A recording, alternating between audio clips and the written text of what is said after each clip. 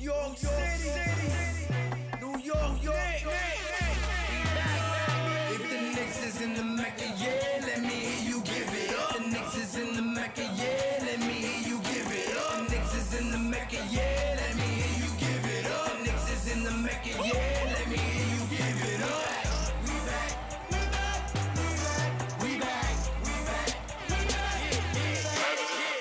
This is New York City, home of the Knicks, baby. Yeah, we back on track. The Mecca's going crazy. Rim rocking, shot blocking, boy, we are not stopping. Aiming at that chip with a bullseye on the target. It's been so many years, that's how bad we really want it. From the city to the garden, we all be blue and orange. And everybody's starving, hell yeah, hungry for a ring. Got a team full of hungry hoopers all going in. We back. Oh yeah, we back. Let me hear you give it up. The Knicks is in the Mecca, yeah, let me hear you give it up. The Knicks is in the Mecca, yeah, let me hear you give it up. The Knicks is in the Mecca, yeah, let me hear you give it up. The Knicks is in the Mecca, yeah, let me hear you give it up. We back, we back, we back, we back, New York City, New York,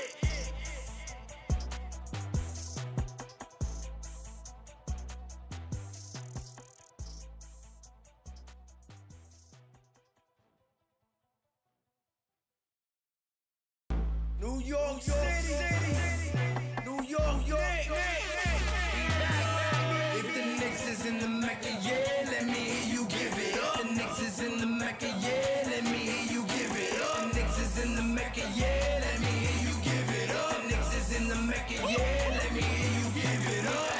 We back, we back, we back, we back. This is New York City, home of the Knicks, baby. Yeah, we back on track. The Mecca's going crazy. Rim rocking, shot blocking, boy, we are not stopping. Aiming at that chip with a bullseye on the target. It's been so many years, that's how bad we really want it. From the city to the garden, we all be blue and orange. And everybody's starving, hell yeah, hungry for a ring. Got a team full of hungry hoopers all going in. We back. Oh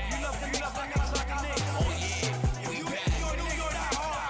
Let me hear you give it up. The Knicks is in the Mecca, yeah, let me hear you give it up. The Knicks is in the Mecca, yeah, let me hear you give it up. The Knicks is in the Mecca, yeah, let me hear you give it up. The Knicks is in the Mecca, yeah, let me hear you give it up. We back. Forbes and Films in the building. My God, what's good? And I salute the new Knicks. Let's get it. Shout out to the new Knicks. The new Knicks, salute my guy. The New Knicks, the organic podcast. Sounds like it's about to go down in here. Going down. New York City, NYC, Borough.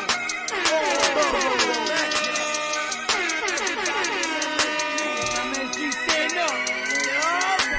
Brooklyn, Staten and the Bronx. Manhattan, Queens, what you want? We want the Knicks. We want the Knicks. We want the Knicks. We want the Knicks. Brooklyn, Staten and the Bronx. Manhattan, Queens, what you want? We want the Knicks. We want the Knicks. We want the Knicks. We want the Knicks.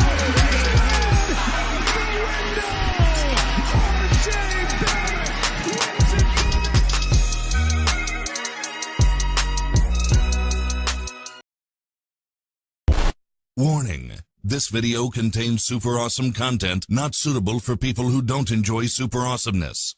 Viewer discretion advised.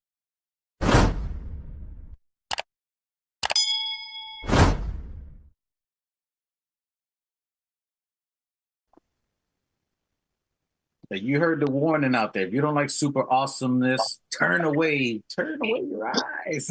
Salute and welcome back, Organic Fanatics. You know what it is. Que lo que, what's good, mi gente, ni hao, konnichiwa, all that good stuff. Brazil, wagwan, all that. Hey, all that what he was saying too. Salute to everybody. Worldwide Nick Fan Nation. I'm a third of the host here, Ruel, friend of the Most High. You know what it is. Praise the Most High for getting us another day here. Back with the family, back at it. I got my blood, mi sangre. New Knicks, talk to him, sir. Yeah, que lo que de lo mío, que lo que Knicks family. We're here on Saucy Smoke Sunday. And sober. Yeah. Welcome home. You know how we do. You know what I mean? Ready to talk some Knicks with my fans. Shout out to Two Shot. Shout out to Mike the Specialist. Shout out to Chink Chink Chink, Machete Miggs. Back in the building. We here. That's right. You heard what it is. We back at it once again. It's on my other sangre blood. You know what it is? My older cousin, Big bro. Big bro. My Sunday. talk to him, sir. What's going on, guys? Well, Two Shots, New Knicks, Mikey, Manhattan, Queens. What you want? What's up, USA? Happy Sunday. Let's go talk some Knicks. Sir, yes, sir. Short and sweet for Machete. You know how it is. He gets straight to the point, straight up with no chaser. That's how he gets down to it. And back again as always, Mr. Locked and Loaded, Mr. Ammo always on deck, Mr. Gotta tell you what it is, whether you like it or not.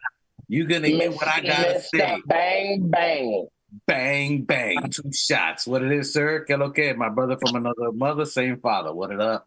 What's up? Appreciate the intro. Got me mad hype. But shout out to the panel. Shout out to the chat, replay gang, the TOF gang, everybody. Appreciate you. Let's get it going.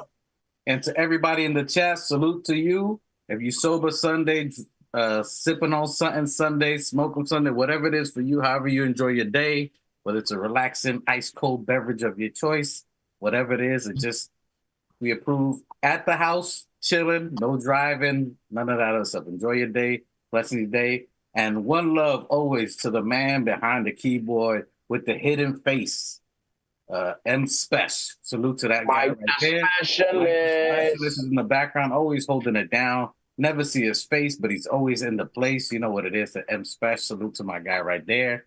And before we get started, I want to give a positive prayer note to people out there. There was an injury yesterday. There was an explosion yesterday. Some people did get injured. So we're sending a rest in peace out there to Team Puerto Rico that got bombed on by Dominican Republic. So all the Puerto Ricans in place out there. So all the Boricuas out there that are hurting, that got injured off the blast. Hey, if the stream starts messing up, you know it's petty M Special. He's petty. So if he was a Mario brother, he'd be super petty. Hey, it's all love to our Boricuas. Talk to him nice. Hey, it's all love. If y'all know, we love our Boricua people. Half my kids are Rican. We all the same, bro. They just threw another flag, but we all the same. People, Taínos, it's always love Caribeño style. We love y'all and always a return. It's just all friendly love. When it comes to baseball, it's just a different animal. We beefing for those 9 innings. After that, we splitting some lechon, some arroz con guandule, some plátano, definitely some mangú. It's mangú, not mofongo. That's how we say it. Un poquito pegado, you guys, con is what we say. But anyway. Yeah. It's all love. Every island you had, Jamaica and all of that. Everybody, respect. And back to it. Let's get back to this game. We're talking about the game. Yesterday, we had a game against the lose again Lakers, LA Lakers, the lame LeCon James, LeFraud James. All right, yes. They came into town to the Garden, the one game that I didn't want to lose. I don't care what it was. Anyway, the game was 113 LA, 105 to the Knicks. We were on a 9-game winning streak. We had them. It was a home game. We played them, I think, fairly well. We'll all give our expressions and pointers on there. We played, for the most part, pretty decent for the most game. We took an L yesterday. I did not want to lose to him. He's stunting. Always got a little shine to say with a little Knicks over the shoulder at the end press conference. That's disrespectful, sir. That's disrespectful. We'll get at you. Nonetheless, we took an L to the Lakers. We'll get into some stats. I know Machete's looking at some stats there. I can go into some stats. Any just thoughts just right off the top that you got to say? 2 shots. Give me some of your pointers of what you thought of the game real quick before we go to New Knicks, and I know he's going to get elaborate on that. Some of your thoughts real quick into the game. I My initial thoughts is again, our threes were not sinking, especially early on. I really wanted this win too. I hate LeBron. I respect him, but I hate him, and I feel like that's 2 games in a row now where we see that we need a secondary playmaker, someone to ease the load off of Brunson, especially now since we don't have Randall. And OG has been great to space the floor, so we're obviously hurting. But regardless, no excuses. I really wanted this victory, but yeah, it just goes to show that we need that microwave, not microwave scorer like IQ, but like we need somebody to help Brunson, especially now. Okay, so you think we need some help?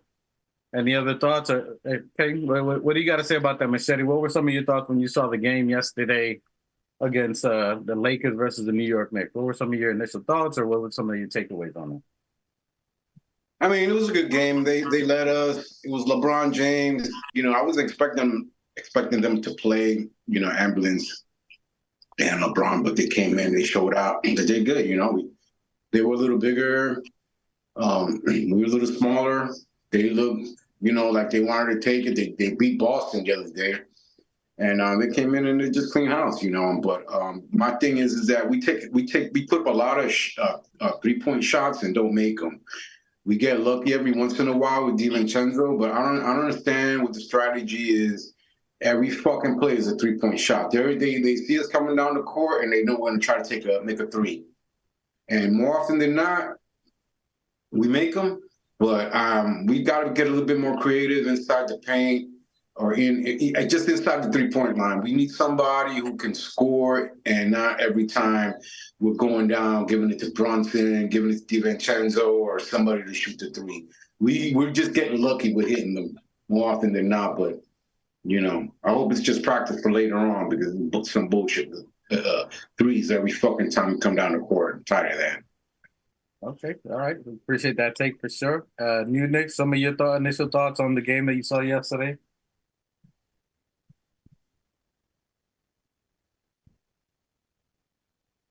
The game yesterday.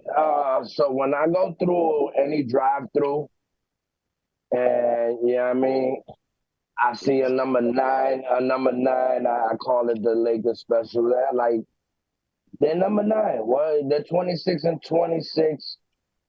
I really don't even feel like conversating about these guys, you know what I mean? They're number 9. They got lucky. They oh wow, they beat our 3rd string. Oh, sha-na-na-na. Like, I hate LeBron. I hate the Lakers. They won. They got it. You know what I mean? And I'm gonna agree with 2 shots. We played. I'm not gonna say lackadaisical because we were hustling. We was doing everything, but it was just a lot of mental hiccups. You know, they did triple team Jalen Brunson 30+ times. And as a point guard, that is what you really want, because if you're getting double and triple team, that means the rest of the team is open. The rest of the team didn't help to the statue of where JB needed. Yeah, I mean, they kept letting Hart take threes. Hart had a mental hiccup, like he knew he was off, and instead of driving to the basket and attacking it to kick it out to free up more of our shooters, it was just a mental hiccup. You know what I mean? I mean, they played the 3rd string. I think Precious Achiuwa did a wonderful job against LeBron. He held them to 9 points all the way to the 4th. You know, LeBron did get a little lucky. I did see Hartenstein play a little not shook, but wasn't aggressive like we're used to.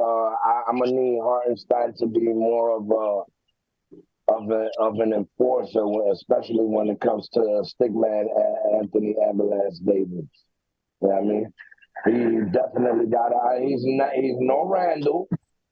He's no Randall, but Hartenstein is, a bull himself. So he could have got a little more aggressive. But then again, AD did his thing. He's a very tall and tough player to shoot around, especially when they got him sitting in the paint. Yeah, I agree. He just reminded me real quick. My bad. I wanted to point out real quick with the Hart situation when they were doubling Brunson. It was always Josh Hart's man that would leave to double Brunson, and that left Hart open in the three. And they did that consistently in the fourth quarter, and we went like 7 minutes without scoring. Yeah, and that was really the game right there. So that's what I mean when I say we need a secondary playmaker, because Hart was just not cutting it at that time, and they were consistently picking on him. Like, if you looked at the scheme, they would pack the paint so he couldn't drive, and they were leaving him open in the three because he couldn't shoot. So it was they were sticking it to him. Pause, no homo. And that was where the game was lost right there. That's that like 7 minute stretch that you mentioned in the fourth when they kept doing that. Yeah, but I mean, like I said before, they were playing our third string. Yeah, I mean, we're playing against starters. We're down 4 men. Yeah, I mean, which are offensive threats and could outdo any of the Lakers player. Yeah, I mean, so we were just down men, but everybody for their position did what they had to do. Yeah, I mean, so I can't put too much emphasis on Hart. Hart saved us a lot. He's always the one saving us from steals, rebounds, inbounds, and leading the fast breaks. So, Hart usually does what he do, but you just got to keep in mind, we're down Randall, which manhandles AD, and we're down OG, which would have manhandled LeBron. So when you put the rest in perspective, yeah, I mean, they did play our third string. Yeah, when you're looking at the game, man, salute to Keith Watkins in the chat. They going in. Salute to the chat. Salute to the chat. Keith Watkins said they played Jalen Brunson. He said they played Jalen Brunson and the Westchester Knicks. And that was a tough take. But listen, to me, I watched the game. I thought we played, very well for at least 74% of the game. And again, this is a make-or-miss league. It's a game of runs. They had their best players who were essentially a dead iPhone that they charged them for 3 days. They didn't play for 3 whole days, and then they just came in. And even then, LeBron wasn't a factor until the end. As you were saying, we held Achua, who basically was a throw-in of the trade, held LeBron down to only 9 points in the game. He didn't have any run until it was only a bunch of our shorter guys. We had Malachi and Deuce in the game, and Deuce was guarding him. And he had a little fadeaway, and they went on a little run, and that's what won him the game. But even with that, you had Precious Achiuwa had 10 points, 8 rebounds. You had Josh Hart with 12 points, 11 rebounds, 4 assists, 1 steal. Hartenstein had 6 points, 15 rebounds, and 2 assists. You had Jalen Brunson, 36 points, 10 assists. So he had a double-double in this game. This is him being double-teamed 30 times, still almost hit 40, and 10 assists, which is crazy. Defense, even though he was off, they were putting pressure on him. Still got 26, 6, and 4. McBride, who played only 19 minutes, had 10 points, 2 rebounds, 1 assist. Overall, I thought we played really good. As to what my brother was saying as well, there was lapses mentally that you saw that they weren't keeping their eye on the man. Some just basic fundamentals, not keeping your eye on the man and being aware of Brunson's going to get double teamed. What can I do? If my man is cheating off me, cut and slice to the lane. There was a couple of times Ihart had his back to the play and his man's double teaming Jalen Brunson. By the time he even realized it, it was already too late for him to even get the pass inside. So, but I think JB can do a little bit more better on his half, because there was a few leading plays when he's driving to the basket. You have Hartenstein trailing against you, and you as a point guard, knowing that you're the only offensive power that the Knicks have, they're gonna definitely double down on you. And as a point guard, at least when I used to play, like never play professional or nothing, but like me as a point guard, I try to drive into the defense. If the defense already beat me there, I'm trying to drive in and have 2 or 3 guys surround me because I know that has more of my team open. And we just didn't see the rotation and the secondary passes. You know what I mean? That you usually see.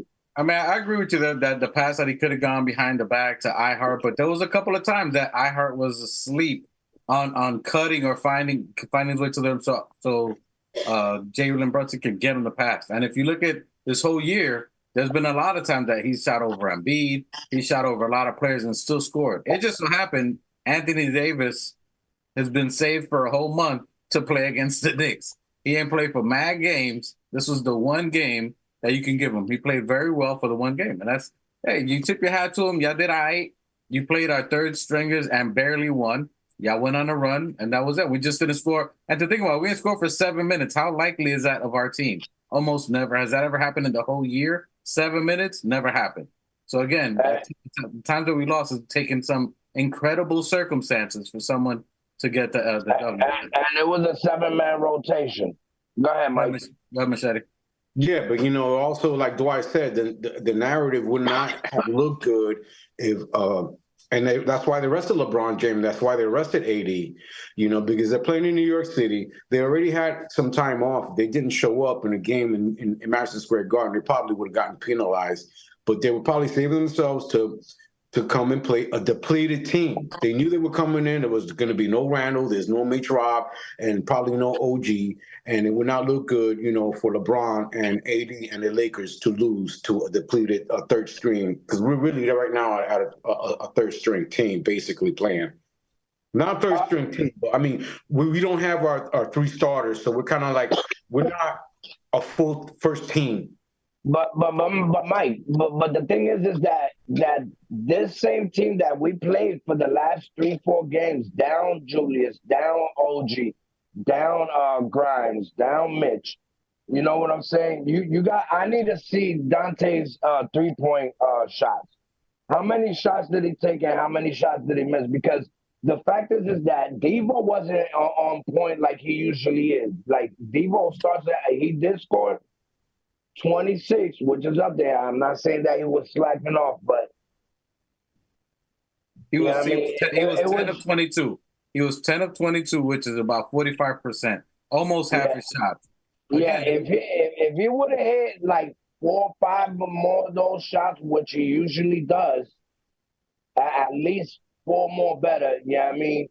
Now to Machete's point, he was 6 of 16 from 3. So that's where Machete was talking about. We took a gang of threes and did making. A lot of them were tough shots. A lot of them were contested, which is, that's what he's been doing. That's what he's been killing teams with.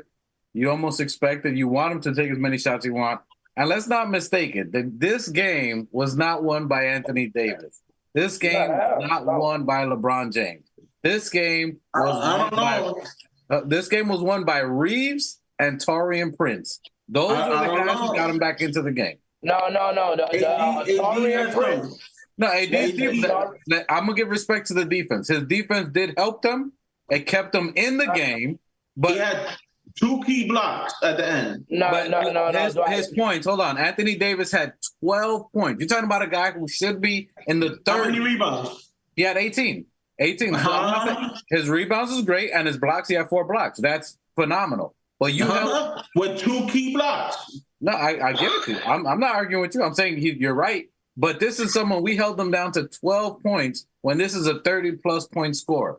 So offensively, and then you get LeBron, who didn't score until the 4th quarter. He only had 9 points up until the 4th quarter. So our defense was good. We had a breakdown mentally, which, you have some players who aren't starters, who aren't at that elite level, who we just got in there. And then Taurean Prince went off. He had a couple of points back-to-back. He had a 3-pointer. He had a 2-pointer. He got the steal. He was hustling like a Josh Hart. He did his thing. You got to give the guy props. He did, and Reeves went off. Reeves hit his. All right, but shots. we did not capitalize a lot on our I think we had 18 offensive rebound, which the Knicks is the number one offensive rebounding team. So with that being said, we usually, when we get those secondary rebounds, that usually translate into points. It just didn't happen this game. And that's, you know what I mean? And it goes to the fact that we wasn't getting to the line. And All that's right, okay. if That's okay. It didn't happen in this game. No big deal. Yeah, So what? but you got You Mike. lost one game to the fucking Lakers. Yeah, but Mike, like hard. They were letting him shoot three. If you know your three is not hitting like that, the same way we went at fucking Grimes, right? So Hart could get the same shit. If your shot is not hitting, you drive to the motherfucking basket, and only two things is gonna happen: either you're gonna get fouled, or you're gonna score. I So, agree. we And did that's not- what- we need to get more creative when it comes to that. We did not go to the line. We were not at the foul line like we usually are. We're at the 3-point line. I mean, and we cannot just put all of the load on JB. And He it's did okay, but everything in his. this is our third string. Go ahead, two shots. What were you gonna say? I just want to add on to that sentiment where he said you want to basically bash Hart or whatever. But I'm not gonna go super hard because obviously we were like 10-2 or whatever it is in the last 10 or 8-2. But I'm starting to really get upset when he is dribbling the ball and then he jumps and then he has nowhere to go with it. No layup, no pass, and then he usually turns it over. Like I was attacking Randall with the Tasmanian devil baloney he was doing. I'm gonna start attacking Josh Hart. He needs to eliminate that jump pass from his arsenal. That's not helping nobody. Yeah, and I agree. Yeah, and the main thing that I saw between them is, and a salute to Film Session. We watch his stuff. Funny guy, great breakdown of offensive flow. We want to see if we get him in the show. He does great work, but a lot of things they was picking up, we're picking up our dribble. As a point guard or someone who has the ball, you cannot pick up your dribble. You got to keep your dribble alive. If you don't have anything, as you're saying, I mean that's kind of hard to do when all right, the only person that will be picking up their dribble will be JB, and they're double and triple teaming him. They had Prince on him. Prince is a long defensive, like he was giving him a little problem. And then when you throw that secondary man in there, the rest of the team gotta be there to fucking have the passes out for JB to make. You know what I mean? Because if you're leaving JB in the island to get double team and you're not coming close to him to make those, because you got to remember on this 9-win road streak, we were a very passive team. We had high on the assist, and we weren't just making those. I'm not gonna front. The Lakers were kind of crispy on their rotation. We wasn't just. Listen, I mean, we can't get too crazy. We went 9-1. It was a tough game. It was good. They played a very good game. They had their best players out. They had an entire team playing essentially our third string. NBA is a game of runs. It happens. You know what I mean? So it wasn't like they were we were literally beating them the entire game. We were ahead. Primarily. No. You're wrong on that. I mean, I watched it twice. They had the lead for when? Like they had the edge. I mean, we were tied at the half. But we were leading in the third. That's when they made the run. When Taurean Prince had the 2 and then the 3-point shot, when it was 86-85, that's when they went on the run. That's when we called a timeout. We were still ahead by 1. We were ahead prior to that. That's when they made the run. We called a timeout. And then right after that, Deuce made the terrible turnover that he threw it over. And that's when they went on a run. Once they got that turnover, they made a basket after they went on a 5-point spread. And then they went on a run. When you give any team momentum, it's hard to stop that, especially when you got championship-esque players for the most part. Then they went on a run, and then it was Reeves and Taurean Prince that basically took over. We still contained Anthony. We still contained LeBron, but Taurean Prince hit the corner 3. Then you had Reeves with the little fake pull up, and then he got hacked, and then he went to the line. So there was momentum that they kept going. That those two players ended up extending the gap. I mean, but I'm a agree a little bit with Melvin, right? Because if you're keeping that rotation tight to a 7-man, when like for 7 whole minutes that we don't score, bro. Once it passed 3 minutes, Tibbs has to go a little deeper into the lineup. Maybe throw Toppin in there. Maybe like something. What? Wait, hold on. You didn't say Toppin. No, I'm just saying try something, bro. Like, you can't throw a special tool that you've never used before to try something, especially when you've been winning. You just went on a 9-game run. To throw this experimental, you got to just run what you brung, and hopefully. Bro, we need offensive, bro. We need an offensive help in this game. We need an offensive help in this game. Where it goes, that's the question on the fucking thing. Does JB need that extra help before the end of the trade deadline? You feel what I'm saying? Listen, I understand I understand we're 4 men down. Yes, if OG and these guys were here, it'll be a different outcome. But at the same time, what if we do run into this again? It's not bad to just have an extra like who's this guy that we going after at Atlanta or Murray? DeJounte? It is though. Hey, look, I'm gonna give you a little kickback. Yeah, finish your point. No, I'm just saying, all it would do is just throw fucking yeah, no, we spoke about that. All right. Listen. I agree with him. I agree with him at 100%. Everybody knows I hate Tibbs and his rotations, and they suck. But he's right. He's right. At that point, bang. You're going 3-4 minutes without scoring a bucket. What are you doing leaving Josh Hart out there knowing that they're leaving him to double JB? Like, you have to help this man. I don't agree with putting Toppin, but you could put in Malachi. You could put in Deuce. You could put in Diacono. I don't care. Put somebody that can shoot the three to alleviate the pressure. Like, I agree 100% with what he just said. Like, yeah, we messed up. We had mental lapses, blah, blah, blah. You can blame the team. But some of it also falls on the coach. Like, you got to help these dudes. If you're seeing this develop in front of you, then change up the game plan. You get me? You got to go a little deeper into the back, Dwight. Yeah, you can't have the 7-man rotation for weeks on end. Like, you're gonna burn these guys out. Bro, you cannot go 7 minutes in an NBA game without 1 point. But bro, you gotta reach. You gotta reach somewhere. Listen, I'm gonna agree with 2 shots. Bang bang. Okay, listen. I hear you guys. I hear you guys. I'm not saying you're wrong. I also too think he should have maybe switched up for Deuce and Malachi. I thought he should have in a point or two. But it's not like we were missing point blank shot. Not all of them.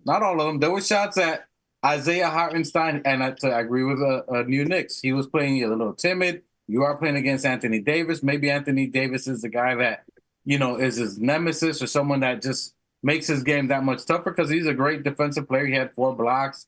He's a tall length. He's taller than and longer defensively. And that maybe makes Isaiah Hartenstein uncomfortable. But Isaiah Hartenstein missed a reverse dunk. He missed a layup. He missed a tip-in. There were shots that he missed that he should have made. There was layups that Josh Hart should have made. There was moves that Josh Hart normally would make that he didn't make the right move.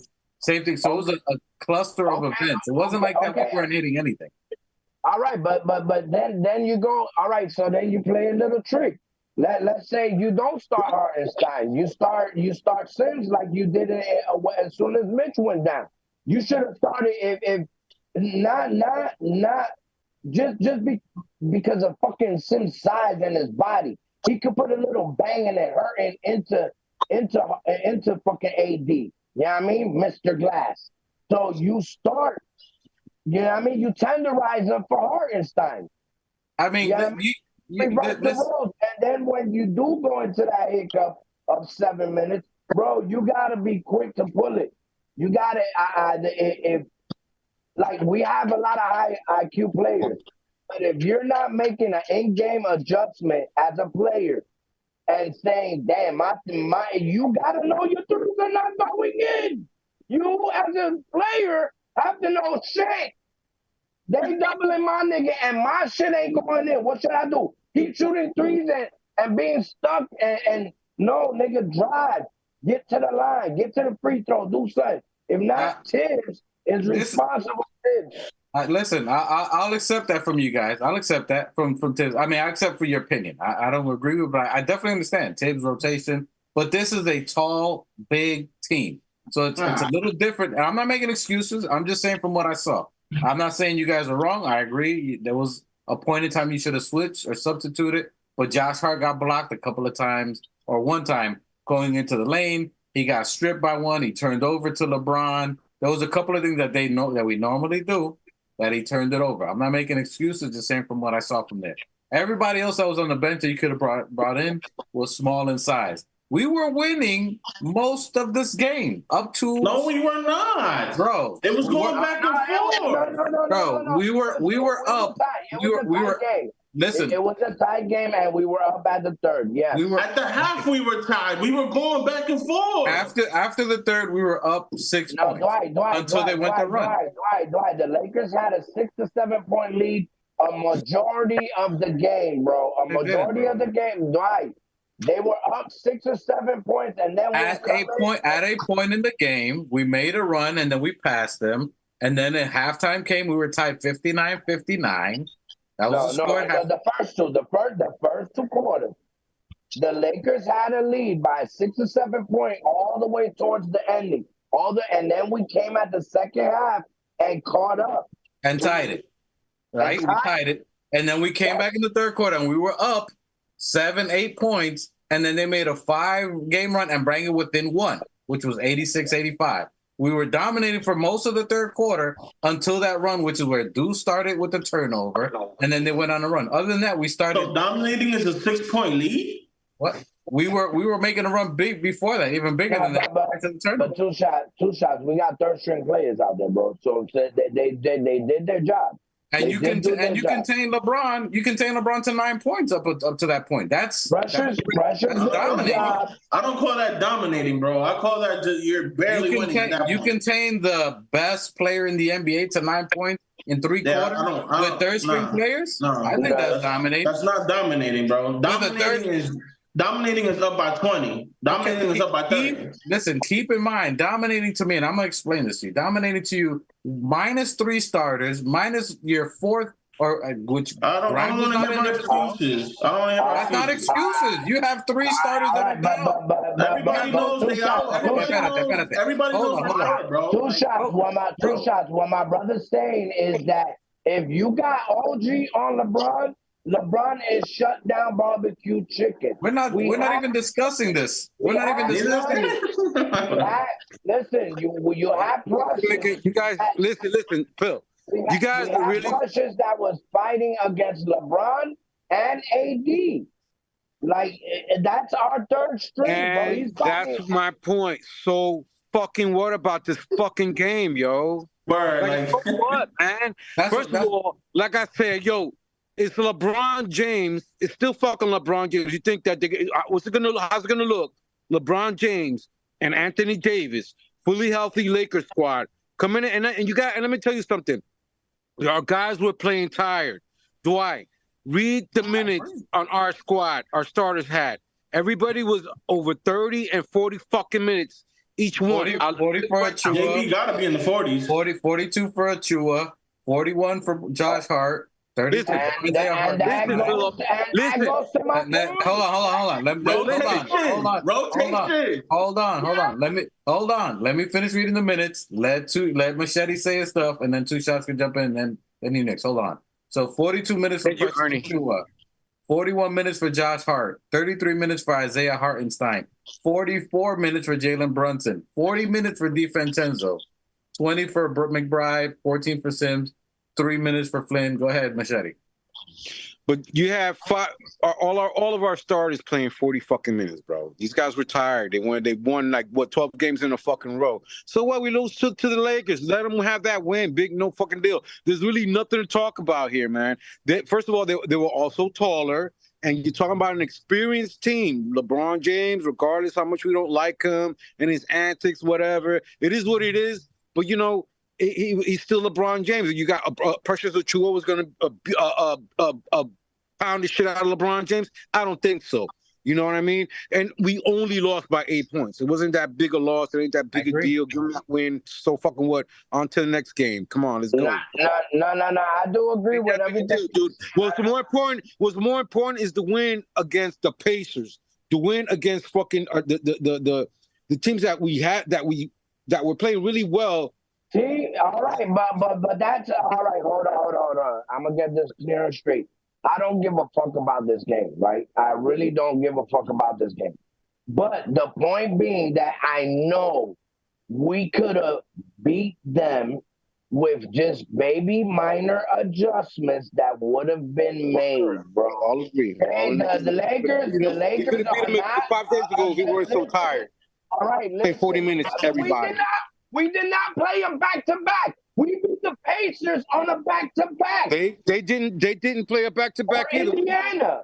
I mean, bro, what are you talking about? LeBron and Anthony didn't play for 4 games, bro. They were rested. They played the same. This is every team. That's why they beat us. Hey, and what were you going to talk about? You know who else was rested? Jericho Sims was rested. Whoever else was on the bench was rested. Yeah, I mean, so and they played great. We could have went 9. We could have went at least 2 extra players.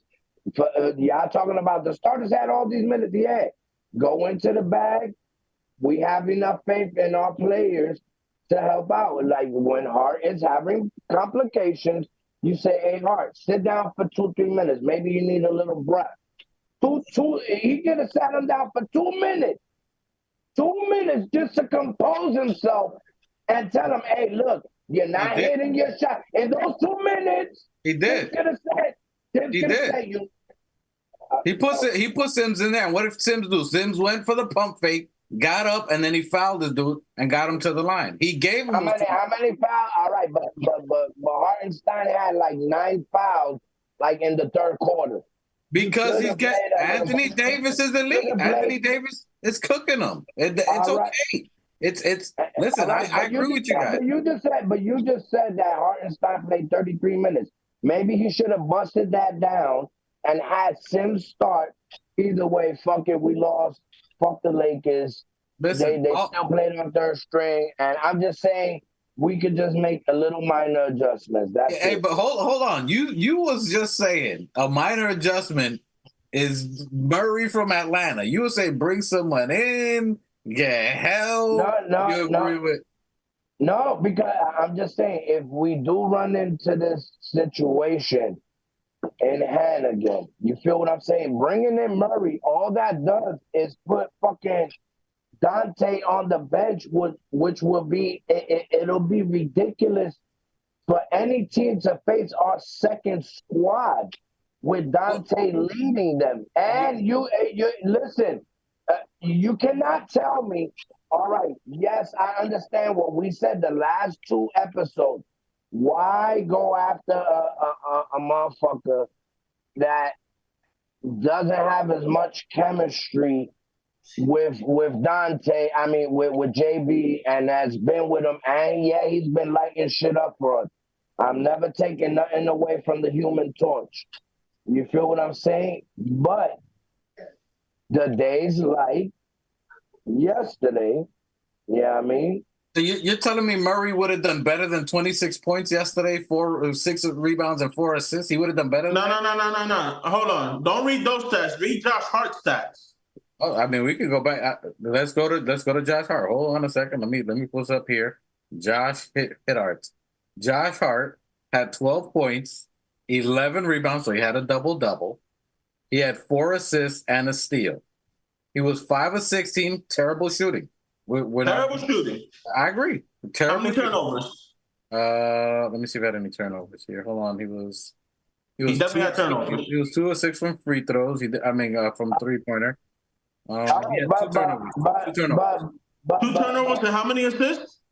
Hold on a second here. He had 4 assists. Okay. So really 2 assists. It wasn't a bad game. He had a double-double. I thought it was. Again, if you look at the stats, we played very well. They just went on a run. This is the NBA. This is the NBA. Again, I'm not trying to bash the Knicks or whatever. Obviously, we're playing very well right now.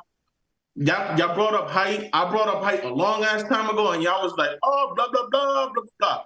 Okay, don't bring it up. Don't bring it up because I don't want to hear that shit. I didn't say height. The only thing that I want to hear is, for a 7-minute stretch, your boy Tibbs was too stubborn to make a simple change. That could have been the change to win the game. Listen, hold on. If you as a coach are watching a defense tag off a man to double the most important player, your initial thoughts should be, I need a shooter in there so that they can't sag off and double team my main player. Hold on. Okay. That has any. You don't have to play organized ball to know that. If you're being double, someone else is open, and if someone else is open and is a shooter, you cannot leave that man open. Who is this player? Let me hold on. Let me know what you hold on. He could have just put in Flynn. I need to know your guys who was coming out. Hold on. Let me. The chat can't hear you. The chat can't hear you. Let me propose a question. You guys go off while you are just so they can hear you because we're chopping each other off. You guys are saying that Tim should have made a substitution, and I'm not disagreeing with you guys in any way. Tell me who was bad, who would you have put in, and who do you think would have executed that? From Tim? We've been saying that the last 15 minutes. You take out. And you put it in. Put it hard. Josh, motherfucking hard. Okay. Take it out. Looks and right. also Incomplete for Allen. And also Isaiah. If Isaiah having, you take both arms and the out, NFC rushes the field. Right? As they you celebrate. Don't get the scalpel. You take both them hearts out. Second consecutive and you put in fucking size and power, and you put in shooting. Malachi Flynn would have shot a little bit better, because he's been hungry on the bench. If you got to, bro, you can't tell me Malachi Flynn wouldn't have been. He's been itching to go outside. So you would have put him instead of Hart. We probably would have had 3 more threes. You put in Sims starting to tenderize AD, right? Because you know AD starting. You know Sims hasn't played in a minute. He'll be more amped up. He has more size and more power than Ihart. You start him up. You got to make these adjustments. They're simple adjustments, bro. Hart has been playing 9 straight games. Give him a break. Listen, he would have done that. I would have went slightly different. I would have left Hartenstein out there, and I would have just taken Hart out and put in Deuce. So you don't lose the defense. You still got defense with Deuce. Actually, I would venture to say your defense gets even better because he picks up from 98 feet full court. So, you do that. You give Deuce the chance to actually show, listen, in crunch time, we need you. Are you going to show up? Are you going to do this in the playoffs? Or are you going to, flake out? Me, again, I'm going to lay a lot of the blame on Tibbs because it's just you can't go 7 minutes without a bucket and not do nothing. Like, that's just ridiculous to me. That's it. That's it. Finish your thought. No, that's it. On I to mean, the next. I hear your opinions. I'm not doubting them. I disagree. I agree with you. There was a point where I think for maybe a minute or two, he could have made the changes you guys are talking about. A McBride, a Malachi Flynn. But other than that, you got guys who are getting you 15 and 11 rebounds. So even if they're not hitting, usually they're going to get you a rebound, which gives you a second opportunity to score, whether it was to Dante or, JB or something else. They just didn't have it that night. That's just it. They got outplayed, which it happens in the NBA. This gives us great film to see where they lacked off at. We had 9 in a row. Sometimes when you win it so much, you just, we too good. You get a little bit in your head, and you're like, maybe slipping. So it gives us some good film, in my opinion. I thought it was. I don't get that feeling from this squad. I don't think they mailed in any games. I'm not saying that they mailed it in. I just think that there's opportunities to learn in every game. There's growth. There was times and I saw it. I saw times that iHeart took his eyes off the player. His player went to double JB. He noticed too late. Jalen Brunson was already trapped. Had to force a shot because iHeart wasn't looking at his defender who went to double team on Jalen Brunson. Same thing with Josh Hart. Josh Hart was driving in, picking up his dribble, as you said, 2 shots. He picked up his dribble, jumped in the air. Those are things, you know what? I shouldn't be jumping in the air. I should maintain my dribble, go back out. If I don't have nothing, find someone. And those are things that they can look at to get better for postseason or later on. So it's just areas of opportunity they can get better. It was a good game. We went 9-1. We went on a historic run. We're doing this minus 3 starters and one of our best bench players.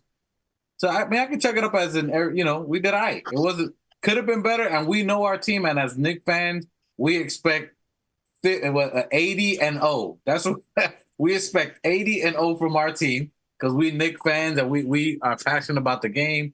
We got the skill set on there. As Machete said, chuck it up to what it is. What it is. Machete, what did you see good? Who was a good player? What did you see positive from our team, or something we could take away for the next game, Machete? I mean, overall, the team's playing great. We're getting cohesive. And, just besides this loss, we've been playing phenomenal, man. We haven't been on a run like we did before this game in a while, and that's great. And, the numbers were showing that the years that we did go on these runs, that, we went to the playoffs and beyond. So, hopefully that'll happen this year. And, again, we're not playing with our guys, man. We're not playing with our 3 starters. We're going to be all right. We're good. We don't need to make any fucking moves till the summer. Maybe we'll find that one guy or if we don't make a move in these next couple of weeks, maybe we'll find that guy in the summertime. But right now, the Knicks are playing great. The guys are gelling, and again, you gotta give it to Dolan. You gotta give it to the front office. You gotta give it to every single one of those people from the top on down, including the coach, who's getting the most out of his players. But the fact that the front office got guys and they thought it out real good to get this Villanova Knicks.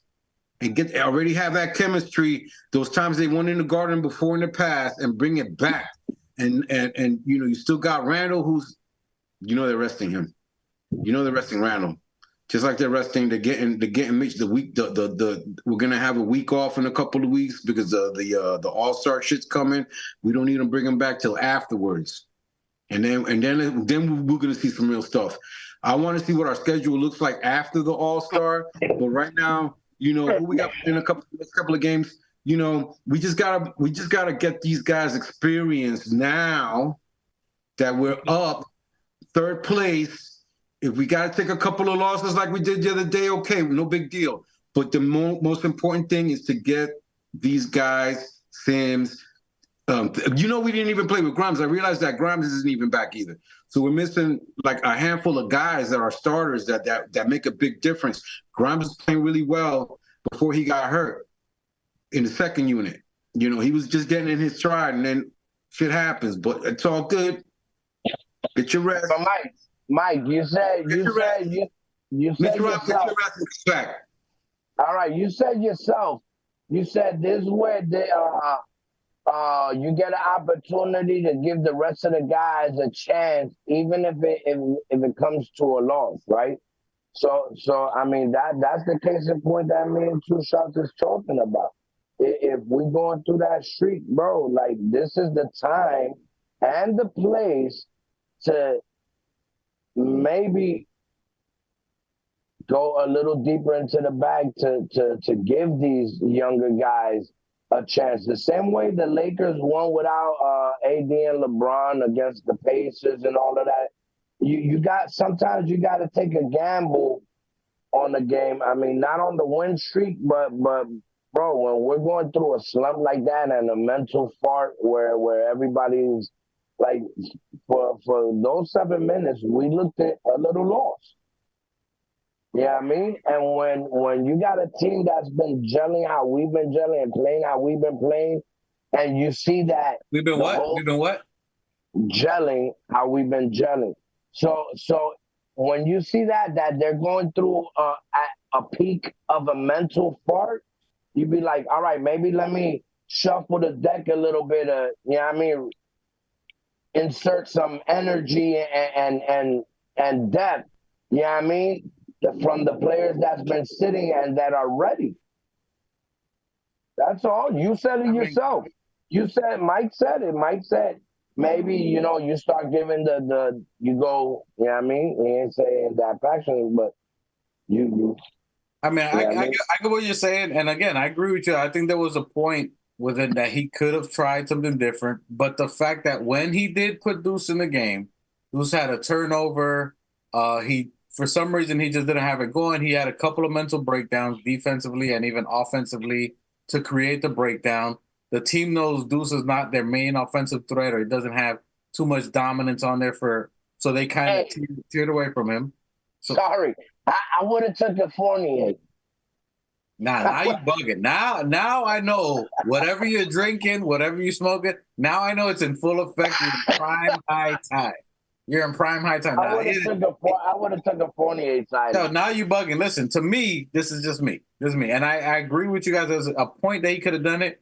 But also, you want to ride with your dogs. This is, you guys, there's going to be a point in time in playoffs where a team's going to go on a run like this. A team is going to make that move. They're going to go on the run. And these are the key players you have on your team. Josh Hart and Isaiah Hartenstein, that they were missing layups. Yeah, Dwight, hold on. They didn't have You're not taking what I'm saying into consideration. Yeah, we did great for 9 games, but the whole team is at a peak of fogginess.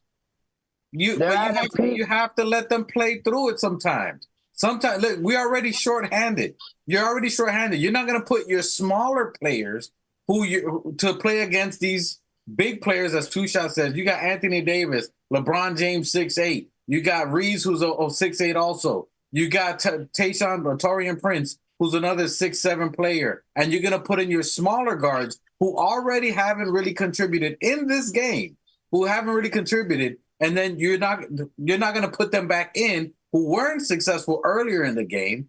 At that point, you're going to keep your other contributors that are having an off game, but yet giving you another chance to win by getting rebounds, who can basically give you second chance points, who can dish it out, and see if they can figure it out. And that's what I think Tibbs did. And whether it was right or wrong, they have to learn to figure it out throughout a game, through a playoff series, because there's going to be later on in the playoffs that teams are definitely going to double Jalen Brunson. They're definitely going to double Julius Randle, and these players have to figure it out.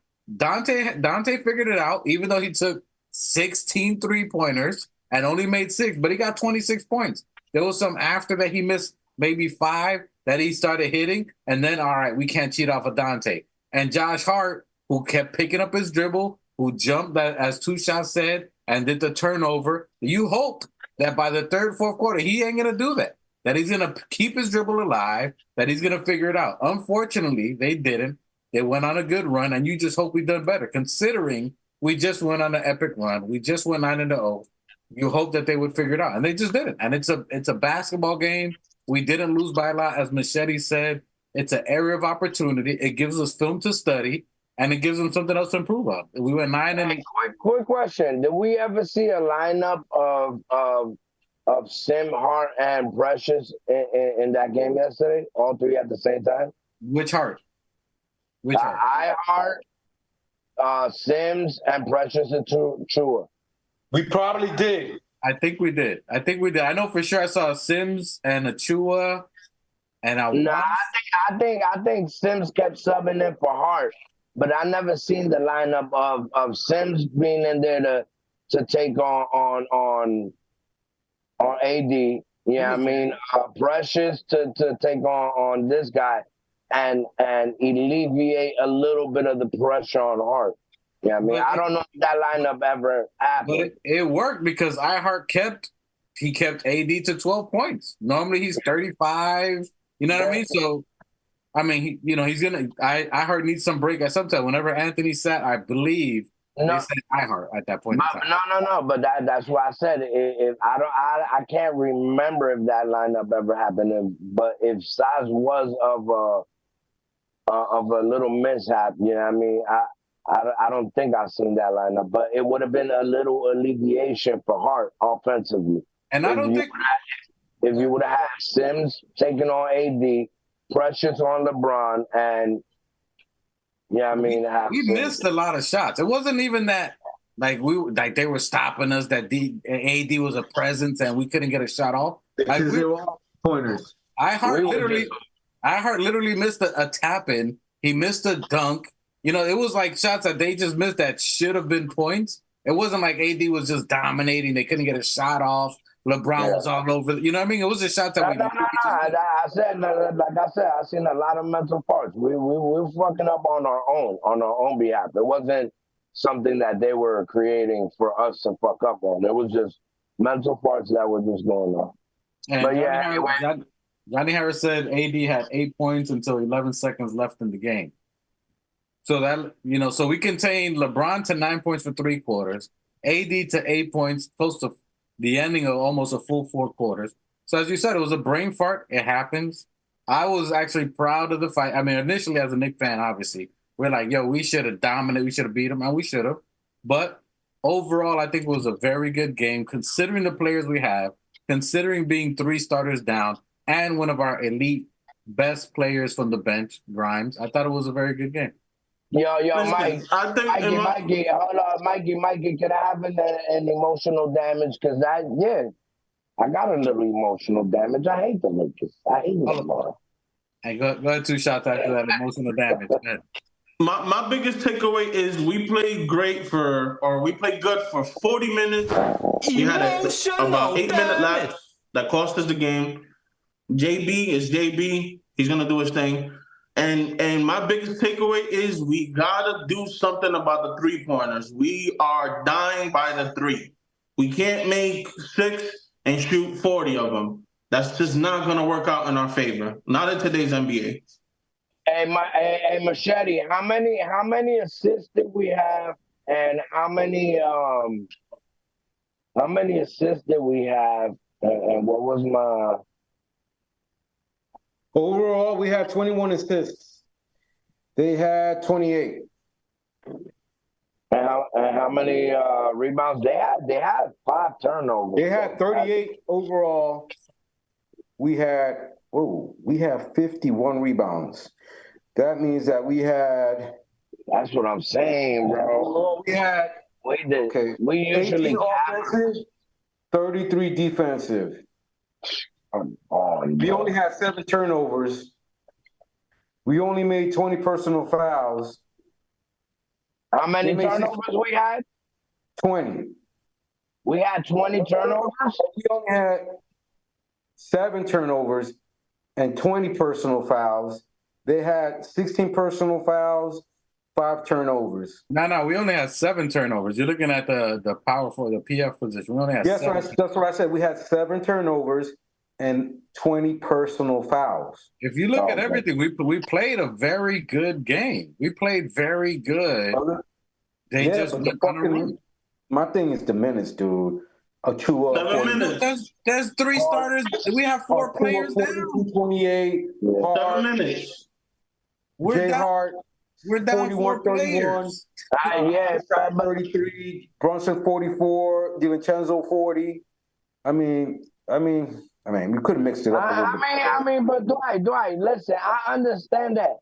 But, bro, we just whooped Indiana, the #1 offensive team in the NBA. We just whooped on fucking Denver. We just whooped on these teams.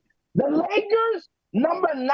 We should have ate them for lunch. Listen, what did you say? What did you? And what makes it worse? I can't stand these niggas. I can't And what stand makes them it either. worse? What makes it worse is that this was a national televised game. Well, and what they should have been. Go ahead, Machete. Look, man, yo, call it a conspiracy theory, whatever the fuck you want to call it, man. That man's job was on the line. You know what I mean? Ooh. You know what I'm talking about. That man, if he would have lost to the Knicks with LeBron and Anthony Davis, the Ham, their coach. So Vince did him a favor. We did him a favor. Is that man's job? Could you imagine if all of them guys would have lost to the Knicks with a depleted Knicks? But they rested AD and LeBron for 3 games. That's essentially a week and a half rest just to beat a team without 3 starters and an essential bench piece. That's crazy. And they were down one defensive player. I forgot his name, Vanderbilt or whoever. Vanderbilt doesn't get 7 minutes a game. He doesn't even get 7 minutes a game. Vanderbilt is nobody. You might as well say they were missing Fournier. That dude doesn't get 0 minutes. Knicks were missing Evan Fournier. They could have done something. I don't know, bro. I'm proud of the game. Next, man? Who we playing? I'm proud of this game. I'm proud of how we fought back. We got a couple of days rest. Our next game is against Tuesday. What? Any final thoughts? Get it out now. We have all right. Final thoughts. Yeah, okay. Final thoughts. This is my final thought. We tied. Okay, these new Knicks tied last year's win record, right? And we went on 2 runs. So the next run has to be better than a 9-win run.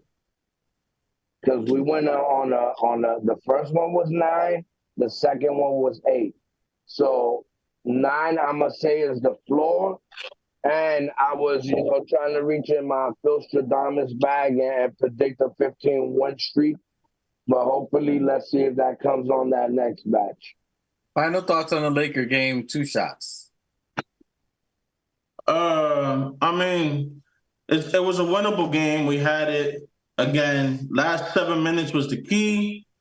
I'm not going to harp too much on it, or I don't want to keep harping on it because, we're doing really good right now. But yeah, it was a winnable game, nationally televised game, and I really wanted it. I agree. That's why I think we're so passionate about it. Machete, any final thoughts on that Lakers Knicks game?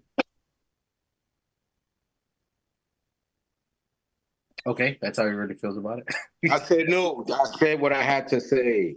Okay, I appreciate that. All right, we didn't catch you till right now.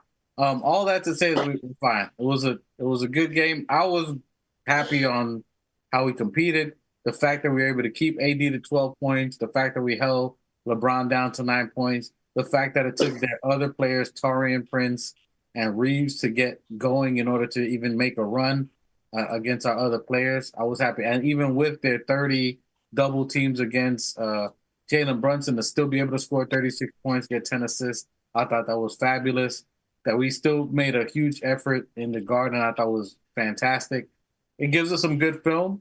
And I think that, again, as we're looking now that Randall's resting, OG's resting, Mitch is out there, Grimes is injured, that these players, this is a good learning experience for them. You played against a championship team, a team that has championship aspirations, one of the best players in the game, and you played them very well, and you had a couple of brain farts, as the New Knicks was saying, and you got some film to look at. Look at where you were, so we went on a 9-game run, but it gives you a good learning point. You have something to grow from there. It's not that they slacked off, but I thought it was a good game overall. I can't stand LeBron. I can't stand the fact that we lost to him, but I do understand that they rested him 3 games, that it was just a luck of the draw, which it happens. It's okay. But as a Miami Heat fan would say, in season doesn't matter. In season doesn't matter. So it's just 1 game in season. So that's what they all say. That's what they all say. All that to say, Philly got bodied by. Did the Cavs win? The Nets won yesterday. No, the Cavs. The Cavs are in 3. We're in 4. They jumped ahead of us. Yes, they did. But it's fine. The Cavs got a cookie schedule right now. The Cavs got Detroit. They got a bunch of cookie schedules. So you may see them stay up there for a little bit. We still went on a 9-0 run. I mean, the fact that we're making this run with bench players, we got to be super proud of the team. Let's not get harped down on them. Today is Sunday. We got 4 days. I might as well get it out the way. Let's talk about it right now. We got 4 days until the trade deadline happens. Machete, do you see a trade happening? If so, who? Or what are your thoughts from now till Thursday? Yo, unless it's for Donovan Mitchell, I don't see us making a move, dude. I don't see anybody out there. You know, everybody's talking about Rich Paul and CAA and Clutch talking because there might be a possibility, you know, who are the agents for Clutch, LeBron, Murray. I just don't see us making a move. It could be that teams are waiting for us to make a move, or we're not going to make a move or show our cards till we get closer to the deadline. I can't say what the Knicks are going to do. I say everybody just stand packed right now. We're good. We just wait for our guys to come. We wait for All-Star.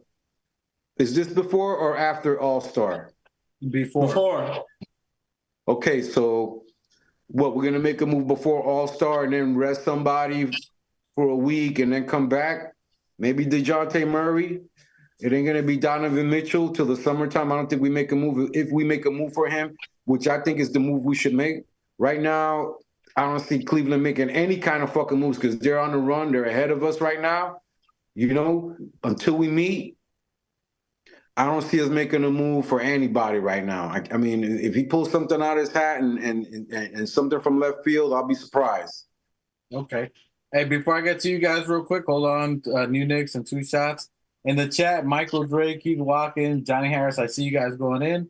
If you guys, which I think Michael Drake says that you guys believe some of them being, if you in the chat think we make a move, tell me who you think it is, who goes out, and why. And then I'm going to read your chat in a second. 2 shots. Tell me what you think. We got 4 days to the trade deadline. Do you think we make a move? Who is this person if you think we make a move? And why and who goes out? Or what goes out as well? So based off of the recent chatter, I think there is going to be a move. I don't think it's going to be a major move. I think it's going to be like a Bruce Brown, Jordan Clarkson type of bench role player move. And I just said those names because those are the latest ones that have been coming out. They always throw out a new name. Anytime there's a situation, the Knicks get thrown in there. So whatever, insert whatever name and then tag us with it too. Bogdanovich, or those are the latest ones that I can remember. But whatever, I think there is going to be one move, one bench move, and then in the offseason, I'm praying that we get Donovan Mitchell. So you're saying who you think is going to come? Hold on, Machete. I got you. I'll get you on Machete. Who do you think would be coming? Out of all the rumors that you think or whatever, who do you think would be coming if you're thinking a move? So you think a move's going to happen for sure, or? Yeah. So for sure, a move is going to happen. I just can't call it because, like, there's a bunch of different reports out. Your best guess. What do you think is going to happen? Who it is and what's going on? Your best guess. My best guess. I think they're going to cave and get DJ. I mean, they're talking about they're talking about one pick. DeJounte Murray. Huh? You're saying DeJounte Murray? Yeah. Okay.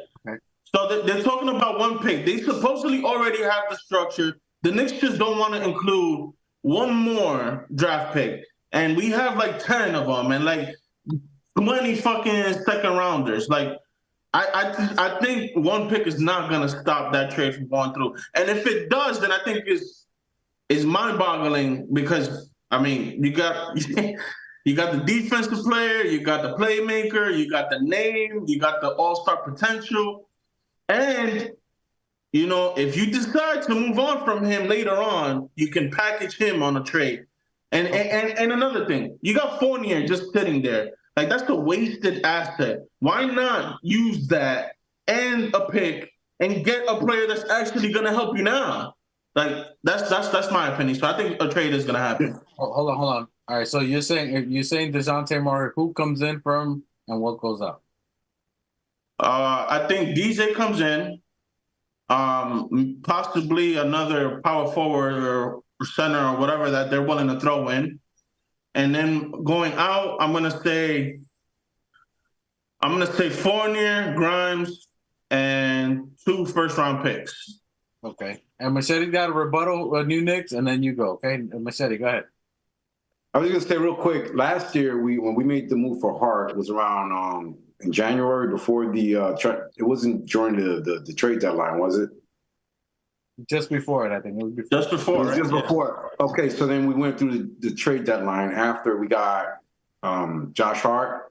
Did we make a move during the trade deadline last year? We did the same thing this year. We made our move in December. We got OG, and we're probably gonna do the same thing that we did last year and not make a move. You know, we didn't make a move and if we do make a move and we get DJ in here or whoever, then how's that going to work if we really going to go for that all-star in the summer? Because if we picked up a contract, all right, I understand trying to get rid of Fournier, but I even think that keeping him even up until next year and letting his contract run out would be more beneficial for us. You know, we may use him, still have him there as a backup. He's not going, he loves living in New York. And if he doesn't have a problem with staying and just sitting on the bench and maybe occasionally they use him, okay. You know, he could go play in France when it's the summertime and come back and still not play. We'll be all right with that. But I think it'd be better to hold on to him even if we go into next year with him and not to make a move because we didn't make a move last year even after we got Josh Hart. Yeah, but he already voiced his frustration.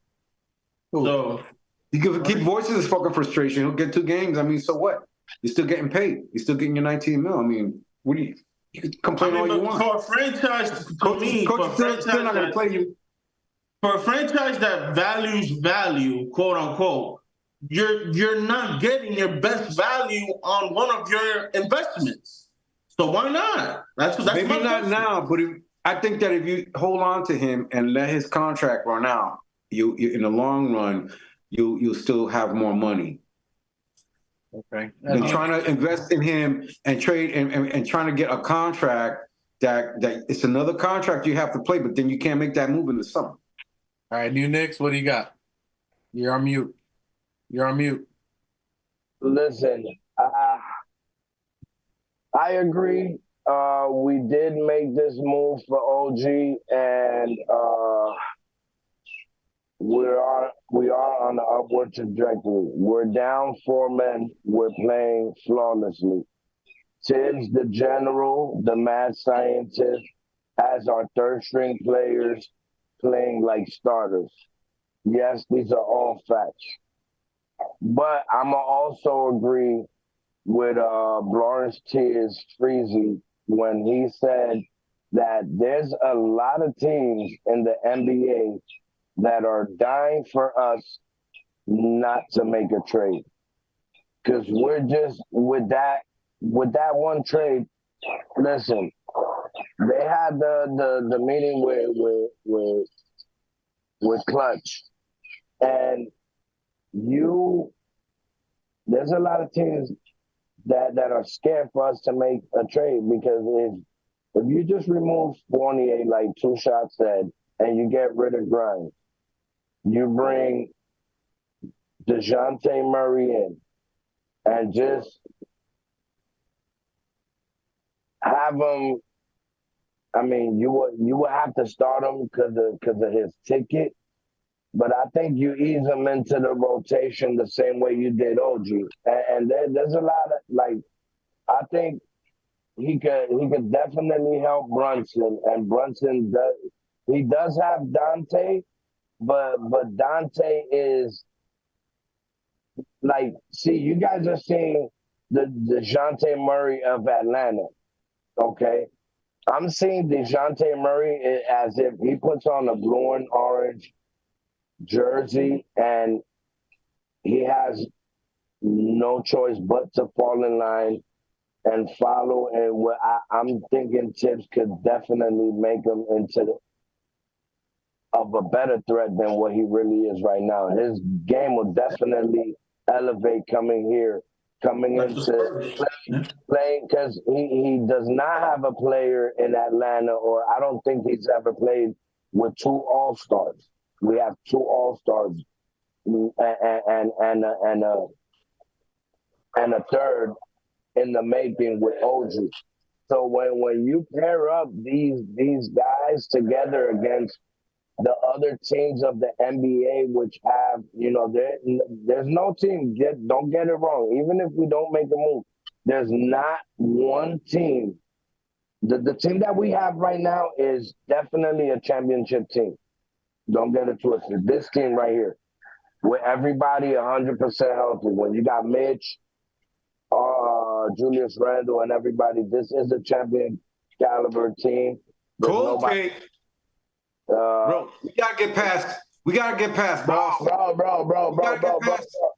We gotta get past the healthy 76ers. I said with Mitch fully healthy, Randall fully healthy, OG fully healthy, and Jalen Brunson, there is no team that is fucking with a fully healthy New York Knicks. That we got two teams in one. Mike, pump your fucking brakes. I don't know what NFL has to do with this, but what I'm telling you is that there's no team that are fully healthy New York Knicks with Mitch in the starting lineup, Julius Randle, Hartenstein, every single player we have is stopping us, and I think we can win the chip. But if we did eliminate Fournier and eliminate Grimes and some picks that we're not even using, or even if we did have them, we don't have the space and the time for these picks to you know what I mean? So we got to capitalize. One thing this team does, the front office does good is trading. You know what I mean? They do draft super well, but they do know how to find. I don't know if it's DeJounte Murray. Hopefully they have a name that nobody's thought of, which is usually the case. So New Knicks. So do they make a move from now to Thursday? Yes, they do. They make a Yes. move? Okay. Yes. All right, got that. I appreciate the So you're not gonna ask him who and when or what? What? What's a player? I mean, You know that shit. Yo, my man sounds angry, bro. Yeah. He's calling this shit. He's calling this Well, you did that for two shots. I'll You're not gonna wait. do it for New Knicks. Okay, I'm a play. I'm a put on my Leon Rose. Spotlight, 5-0 real quick. Okay, yeah. That nigga hit me with the bang bang. All right. I do got the spotlight on me. We could come back. We could come back to it. Ain't no running. When you give an answer, let him marinate. Ain't no running. Hey, I got my Leon suit rose on right now. Who else in the NBA? Your Leon suit rose? Listen, yeah, you know what I'm talking about. Listen, who the fuck in the NBA is available? Now, the question's on you. The question's on you. No. I already know. I'm just saying, there's nobody. Is this a clock interrogation over here? There's nobody better than DeJounte Murray out right now. Available. I mean, no. You know who mine and your pick is definitely Mikal Bridges. Is definitely Mikal. You know what I mean? Not available right now. Coming up in the next couple. I know. So if it's not Mikal Bridges, because we're not acquiring Spider until his contract is over. He's coming in with no moves being made. I'm not worried about Spider. Spider's coming home when he comes home. But the move that you make before you bring Spider home, which you could probably use in a 3-team trade for the future. Maybe you bring in DeJounte Murray for right now and then offer him to Cleveland. You know what I mean? In the future, like, you got to start thinking more strategical. We're not on a, you feel what I'm saying? So maybe we bring in DeJounte Murray temporarily in order to give him to Cleveland. You know what I mean? To get JB the help that he needs. You know what I mean? And put him in the starting lineup. All he's going to do is improvise the same way OG Impressions did when they first got here. He's mad talented, and when he needs to turn it on, we know when to fucking involve him and turn it on. But yes, listen. What's the package? What's the package? What's the package? Hold on. Don't make money. Fournier, all right. What's the package? What's the package? We give him Grimes, Fournier, and two non-secure picks. Whatever the fuck, unprotected. Whatever the fuck it is, you know what I mean? Because there's no way you're not gonna tell me that if we offered Fournier and Grimes to the Hawks, they would say faster. I mean, to Cleveland, that they wouldn't say it faster than Murray. Okay. All right. So I appreciate that. Don't make money. Let's go. All right. Hold on. That's I got you guys. I'm gonna mute y'all right quick just so I can read off the chat. So we got Two Shots Pronto saying that he believes the trade is gonna happen between now and Thursday, which is 4 days from now. He believes it's gonna be Murray. He said Grimes, Fournier, and 2 picks. Then we went to the New Knicks. The New Knicks said he believes the trade is gonna happen between now and Thursday. So he seconded the sentiment that Two Shots said. So they both are in agreement, saying that something's going to happen between Monday and Thursday. They both agreed Grimes and Fournier and 2 picks would get it done. So hold on, let me mute these guys. I'm pretty sure they litty and saucy, and they might jump in between. We're reading some shots. Machete said he thinks we stand packed. He thinks that we don't make a move. He thinks that we stay the course. Am I correct? Yep. So Machete says we stay the course. He says we don't make a move on there. Before I give my opinion, I'm going to read over to the chat, see what the chat has to say. Let me go over here. So Michael Drake says, I believe that the Knicks are going to be going to get better at the trade deadline. Keith Watkins says, I think Rich Paul meeting was not done for the hell of it. One of his clients wants to come to New York, right? So that's what they're in agreement with. So they're both agreeing that something's going to happen. Michael Drake says Grimes, Fournier, 1 or 2 first-rounders for DeJounte Murray. So Michael Drake is in agreements with the New Knicks and 2 shots on there. Let me see what else I got here. Michael Drake also says Mikal Bridges will happen if he changes to Clutch Sports. Let me see what else I got. Keith, Saucy Sunday. He says Saucy Sunday is lit. Yo, you know how we do Saucy Sunday. And I guess Keith is agreeing. My personal take on it. I disagree. I disagree with all of you guys. Except for Machete. I'm with Machete. We're 2 for 2. We're splitting the ties.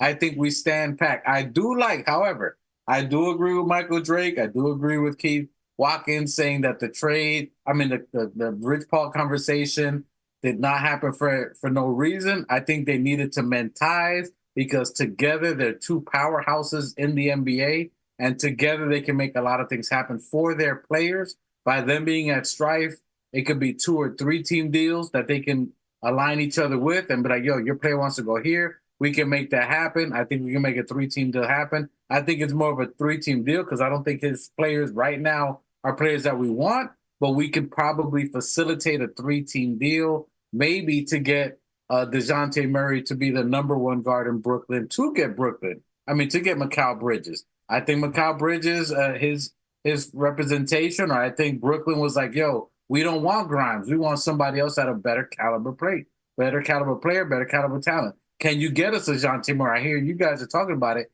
We will take DeJounte Murray for Bridges and maybe a couple of picks. So I think that has worked its way out. Hold on, 2 shots. And I think they're facilitating a 3-team deal or somewhere where they can help each other facilitate their players, and gives both franchise CAA and Rich Paul's organization. Nigga, you took my take. I didn't say that. Anyway, but I think as it could, I think the reason they stand pat is to get Mikal Bridges.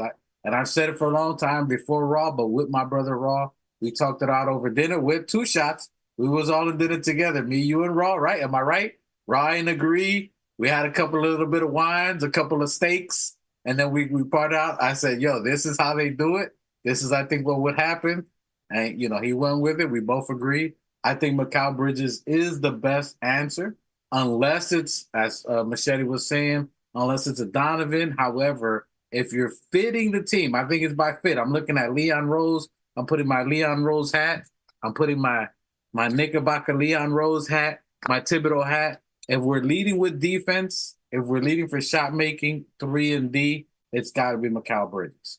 That's just my personal opinion. If you're gonna move down Dante DiVincenzo, who's giving you 26 a game on a bad night against the Lakers, who's giving you 26 on a bad night, gives you 6 threes on a bad night, I don't think DeJounte Murray can fit that. And I do agree with New Knicks saying that DeJounte Murray, this isn't the DeJounte Murray that was in San Antonio Spurs, because the DeJounte Murray that was in San Antonio Spurs was a triple-double threat. He was elite in San Antonio. He was giving you almost triple-doubles every night. He was Westbrook-esque. And I think he can be that, and I think Brooklyn sees that as their starting guard. I think they get rid of whoever they have now. They start over with DeJounte Murray, who would be their starting guard, who's only 25, who has the opportunity to be a starting guard in a rebuilding team, who would have this team as his own team with these other young players, and I think they can see that, and then they would out. Hey, quick question to you.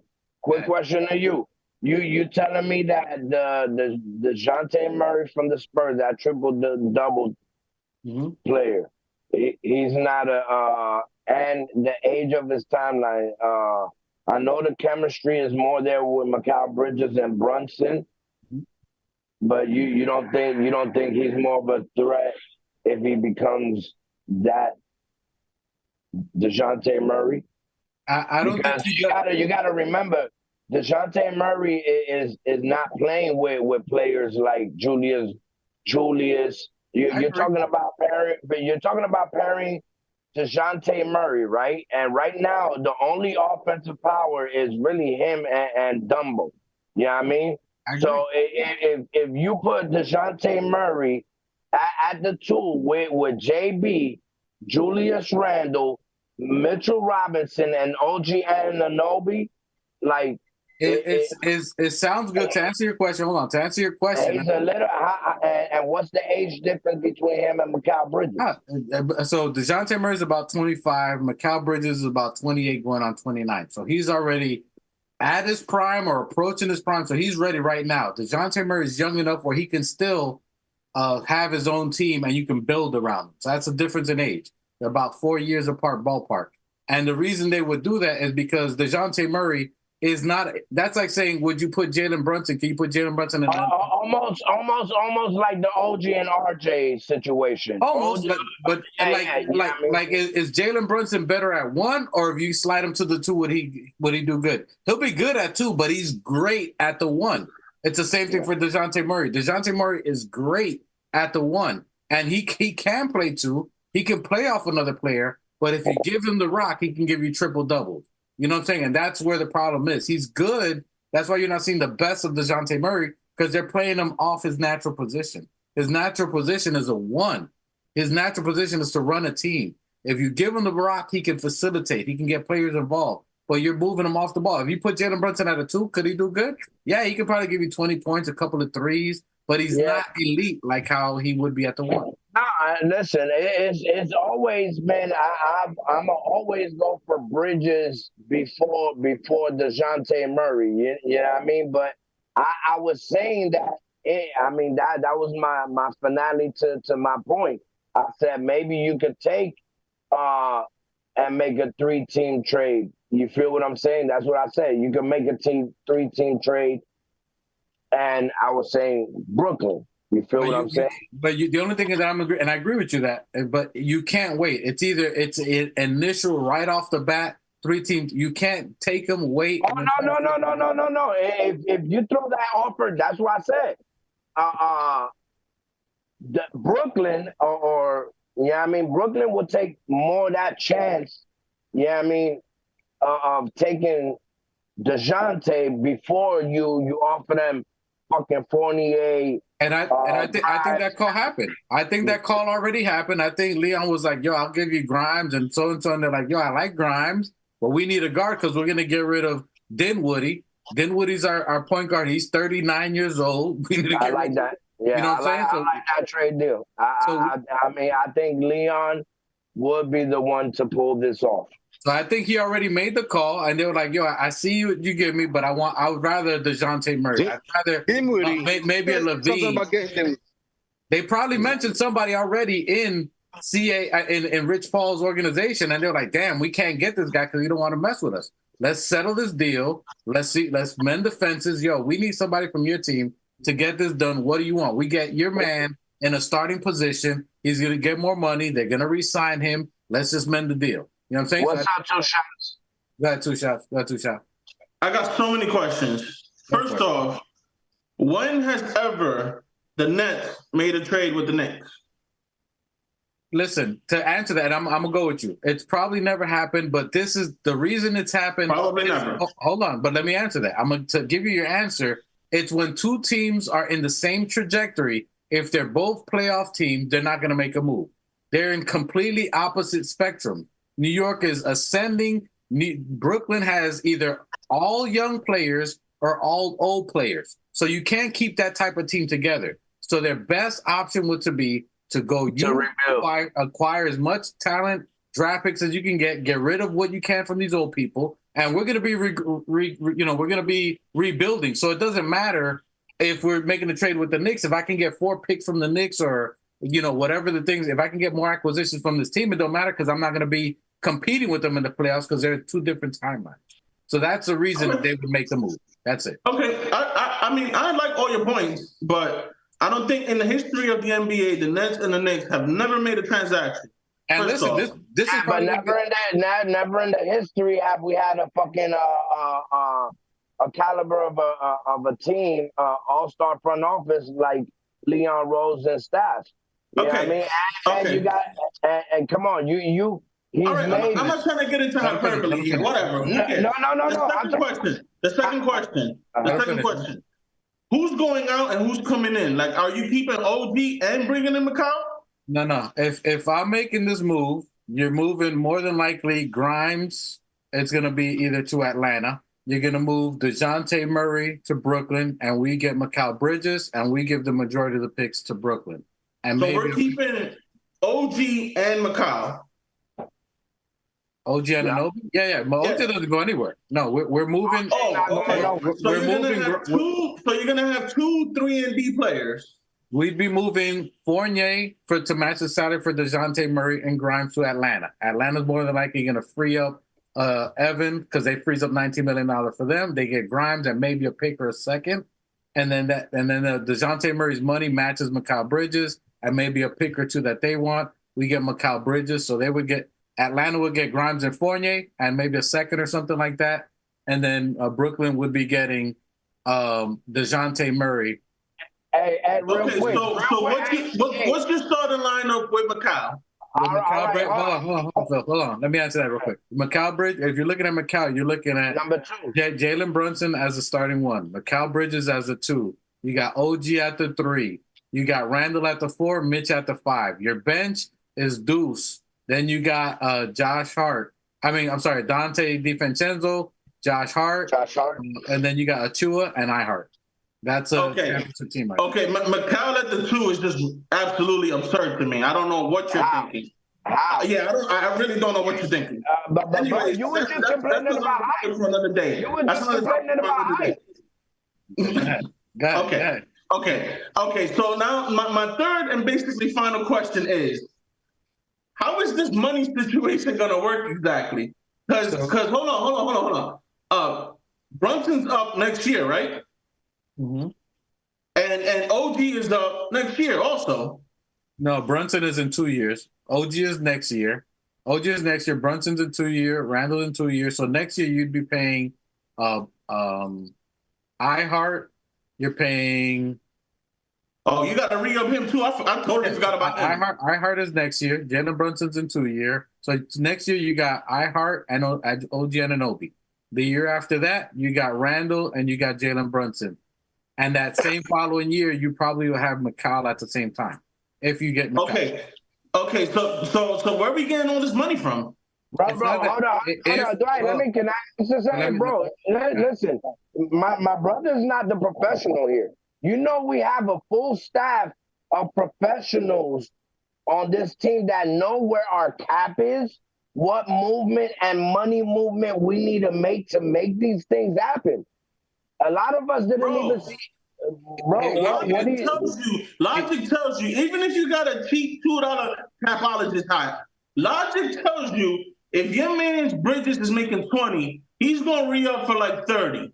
If your man OG is already looking for 30, you're looking at 60. And then you got Brunson that's probably gonna get 40. That's your cap right there. Yeah, where you going with Randall? Where you going with Hartenstein? Here's your answer. All these other contracts. Here's your answer. Here's your answer. If you finally assembled a team that you feel is going to take you to the ECF and championship teams, then you pay the luxury tax, just like Golden State did. Bro, then you pay the money. You're in the double luxury tax at that point. Where has fucking James Dolan have a problem with opening that fucking checkbook? James Dolan is the richest man. in the NBA. You know how the double tax works? And I'm only talking about 6 players. You still got another 7 players. Bro, hold on, Dwight. Look, you know a lot of teams have multi all-star superstar players that are on there. Hold on. Bro, none of our players hit that trajectory mark, my nigga. Every player that we have, like Julius Randle, all of them. You don't think, bro, every one of them niggas, when we signed Jalen Brunson, he should have gotten 200 mil. Did he get 200 mil? No. When we re-signed Julius Randle, he should have, bro, what are you talking about? So they don't know how to work contracts and numbers? You've been seeing the result. You've been seeing the result of every single contract been team-friendly contracts the last 4 years. The last 4 years. Listen, OG has already said he's come out of his mouth. And by the way, he's gonna take a discount. I heard he'll take a discount. And who's his agent? It's not gonna be no 10, 20 million discount. Come on, man. Let's be real. Who's his agent? Who's his agent? Leon's son. Okay. Leon's son. You don't think Leon has conversations with his son? My man, if I may, this is I'm gonna quote Raw. Stop with the fucking 2K. Come on, man. Like, you're talking about having an all-star in every position. Like, come on, man. These teams that build championship contenders have 2, maximum 3 players that make 90% of the cap. And you're talking about 5? You want 5? Hey, one thing I can tell you about this podcast, this show right here, there's not one individual here that has a video game system in their fucking house. So that 2K mentality bullshit that y'all be talking about, nigga, I play real life. I ain't played a video game since NBA Jam, nigga. And I doubt my brother got a PS4, PS3, or PS5. And I seriously doubt Let me say it in your lingo. Put the weed down. Put the weed down. Now when you telling me use common sense, bro. Use common sense. That's what I'm asking you to use. No, I am, because I know who's at the helm is Leon Rose. Christ! Here we go. And what he's gonna do is bring in somebody like he did with Unity. So he's definitely, his number one target is Mikal Bridges. There's nobody that's gonna tell me any different. And there's nobody that's going to tell me that there's no way that we can make a 3-team deal and that we have enough money to keep all these fucking players. That is not reality, and that is not logical, bro. Every single one of these players will be willing to take the hit to bring a fucking 5-championship team to the fucking New York Knicks. All right, let me rebuttal that. So to answer your question, 2 shots here. Once Dolan feels or Leon feels that they got the team, Dolan will write the check. We gave 19 mil to Eddie Curry, for crying out loud. Okay, we gave 19 million to Eddie Curry. We gave Phil Jackson, what was it, $19 million? Whatever it was that we gave him millions of dollars. We paid money. We paid Fizdale a gang of bread. You can't tell me he's not going to write a check. It's once we get a team that's worthy of basically the run that we're going to make, he's gonna cut loose the bread. He just made a big old round television in Los Angeles. A big old round. In Vegas, you mean the sphere, whatever. He made the biggest, the round television on the planet. That gets money on that. Okay. Listen, guys. James Dolan is not scared to write any check out. We got the team that is gonna win us a chip, and we have who we have on our front office. So we can't doubt when all we've been seeing is upward trajectory every year, every season, every pick, every draft pick, every calculated move. There's not have been one move that anybody has complained about in the 4 years. There's been a lot of fans with doubt, and there's been a lot of fans with doubt. I'm not sure about that, Emangelo. hey, but hold on. And two shots. The contracts that we get, not only are they cost effective, but they are given with incentives. If they make All-Star, they're going to get some extra bread. Julius Randle, instead of $100 million, this is going to be close to 117, 125 based off All-Star, All-NBA. So if you hit these markers, you're going to get your bread. They're not.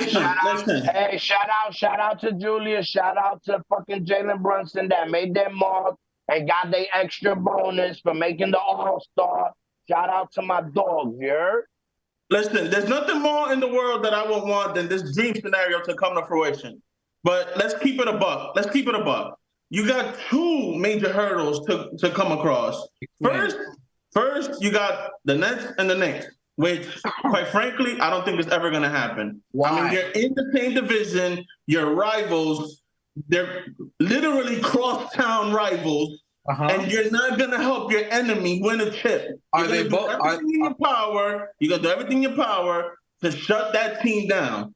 Can I rebut that? And not to mention all the disrespect they take from us when we go to their home court, when it's really our home court. Anyways, I'm not gonna go there. Wow. And second major hurdle is the money. The money just doesn't add up. And I don't care what you talk about with this flowery scenario where everybody's gonna take a pay cut and we're gonna sit around and sing Kumbaya. I don't believe it. I don't buy it. You're not going to have five players in the starting rotation making 20+ million. And on top of that, you're going to have two all-stars, all-NBA, whatever you want to call them, making 40+. It's not going to happen. First of all, hold on, Phil. Hold on. First of all, Two Shots, my bad. The money does work, first of all, because the crosstown rivals, they're not in the same, they're not both in playoffs. The Brooklyn Nets gave up a gang of picks to get Harden. They lost a lot. They have to recoup some of that back. In order to rebuild, you need young talent and picks. There's only two teams that really have a lot of picks that are even interested in Mikal Bridges. It's only either OKC, if they want to go that route, which they have a plethora of talent right this moment, and it's only the Knicks. And if the Knicks are willing to give them picks, that's how they rebuild. It's not about them crosstown rivals. They're not both third and fourth seed right now, so it doesn't matter. If they were both running for playoff at the same time, all right, you got a problem. If it's when they had James Harden and they had Irving and they had Harden, and then you're asking to make a trade, that's not going to make sense because they're both competing at that time. Hey, let me ask you real quick. Mike, wasn't you in the Army? Machete. Marine, my bad. He was a Marine. If you was ever in combat, I'm sure you were at some point, maybe not, I don't know. But would you ever give your rifle to the enemy so they could use it against you? It's not my enemy. If I'm in Iraq, so that man that's shooting you across the way is not your enemy? Listen, there's times that we fought with people, let's say in Iraq, that we train these people to fight against their own people, which we do. We train them to be like, yo, you're going to eventually have to fight your own war. At some point, we're going to get out of here. I'm training you so you can fight against these dudes. If we're down, we have less people. I trained you or compete. You give them I'm going to give you my rifle. It's either me get killed. I'm going to give you my rifle. Situation. It's not the enemy. But you're saying that if they're both in the playoffs, that's one thing. You have a dude that's nearly 30 years old who's a declining a commodity. That's that only a very big commodity. But one so you think I'm going to hand that commodity to the dude that's across? Not everybody wants him. Not everybody wants this guy. Nobody is seeing this guy at the value that the Knicks see him. Hey, Brooklyn traded James Harden to Philadelphia. They're in the same conference. What are we talking about? Next topic, bro. Did that happen? Did that happen? I need somebody to check. If the Knicks, specifically if the Knicks and the Nets made a trade to that. The Knicks. Brooklyn traded fucking James motherfucking Harden, a fucking threat of a player. I don't care. That's in the conference. That's in the conference. Knicks and Nets. Look it up. Knicks and Nets. That's literally the same conference. I don't care. Different teams. No, but that Knicks and Nets. Now you're moving the goalposts back. That's literally I'm not moving the goalposts. That's literally the same conference. They made Philly better. They made Philly better than they are right now. I'm not talking about Philly. I don't care about Philly. I'm talking about Knicks and Nets. Listen, hey, when you read the list, Eastern Conference, right? And you read the teams on there, is New York, Brooklyn, Philly, Hawks, Celtics, Milwaukee. Are all of these teams not in the same lineup? Whether they're first, fifth, third, eighth, last. Listen to me. Are they not? Listen to me. Are they not? Listen to me. Listen to me. Yes. I don't care about any other teams. We are talking about the Knicks and the Nets now. Look, no, it hasn't happened. Look, to your answer. It hasn't happened. It hasn't happened. Now. So it's just magically going to happen now? They literally just traded Harden, who's their biggest pick, to someone. And I don't care about it. Doesn't have, but that's not your point. The point is, will they trade to someone in their conference? It has happened, literally last year. Knicks and Nets, bro. But what does that matter? Wait, let him finish this talk. Dwight, you're making a pointless conversation because if two shots, if Mr. Bang, hold up, if Mr. Bang Bang says, let's use common fucking sense, right? Because that's something he utters out of his mouth all the time. And Mike, I'm gonna get to your ass because you should have stats, fucking math and numbers for us to be reading out. And you two shots, you talking about common sense. If a team could get better, if a team can get better and have more picks and more assets for the said following year, you're telling me that a team will not take common sense and make that strategical move if they can add a player that's better than the and get picks and get picks and get money. Stop. Use your common sense, and you're not gonna tell me that's not the best offer that the Brooklyn is gonna get. Ain't gonna get a better offer from any other team. Okay. What are we talking about? Stop it, Mike. Give me some fucking numbers. I mean, Phil, look, listen. Usually, calm the fuck down, man. Calm the fuck down. First of all, usually teams don't fucking trade within their own division because even if, let's say, hypothetically, look, I would love to get my Kyle Bridges. Don't get me wrong. I fucking give them those fucking picks. Fuck them picks. But usually teams don't do that within their own division, let alone with a team across the street. I don't know the last time the Knicks and the Nets traded within their division, if that has ever happened, let alone with the Manhattan Knicks and the Brooklyn Nets. But did okay? Wait a minute, real quick. Because what if it comes back and shoots the Knicks in the foot? What if we do give them the fucking picks and we get Mikal Bridges? Okay, I would love that. But what if something bad happens and we gave away all our picks to our fucking team across the street? What about that? Is that what smart? about it? I mean, you got to do, as a businessman, you got to do what you got to do as a businessman. You got to look at all your options, which is why Clutch and CAA are talking, because you'd be stupid not to want to talk for one another. For all we know, as far as that concerned, in my eyes, they were just trying to see if we would take LeBron or whoever the fuck it is out there. We would even try to, if we were even going to go after DeJounte and he's CAA and he's Clutch, they have to talk. Right? That's that. If LeBron was coming, they have to talk. They have to start opening the doors, right? But whatever.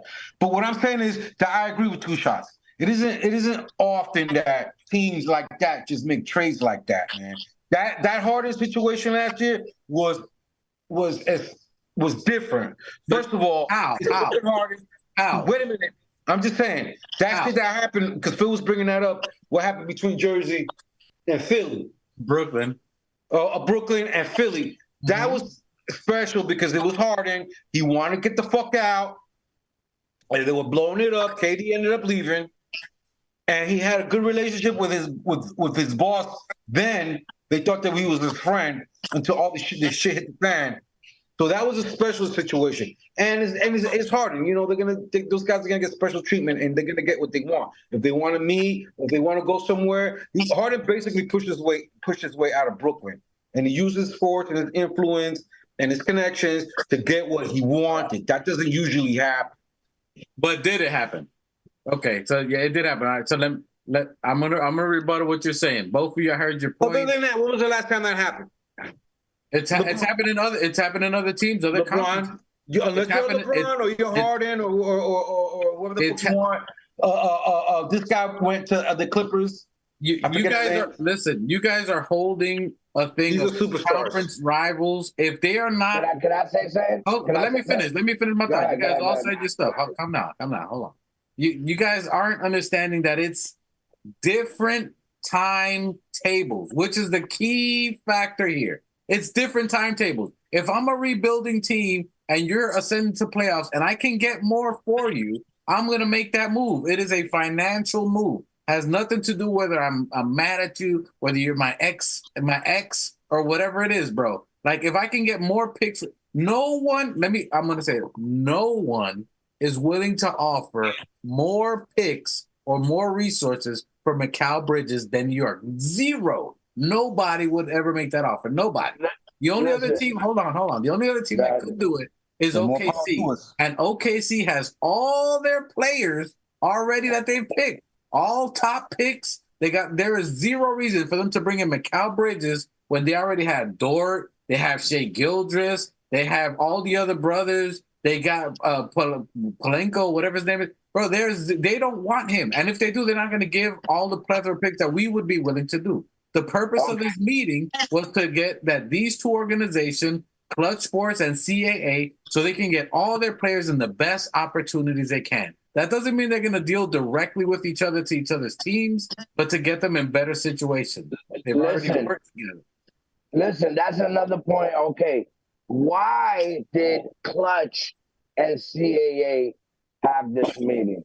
You took one of my points that I was going to say, D-Dub. OKC is the only other team that can offer anybody anything for Mikal Bridges. And number two, a lot that we're forgetting, this is a whole different time and era. Now, teams don't make decisions. Players run the league. Wherever a player wants to go is where the fuck they're gonna go. And that's why these players force the conversation with CAA. That's not going to happen anymore. Mike, the players run the league. No, maybe before, not anymore.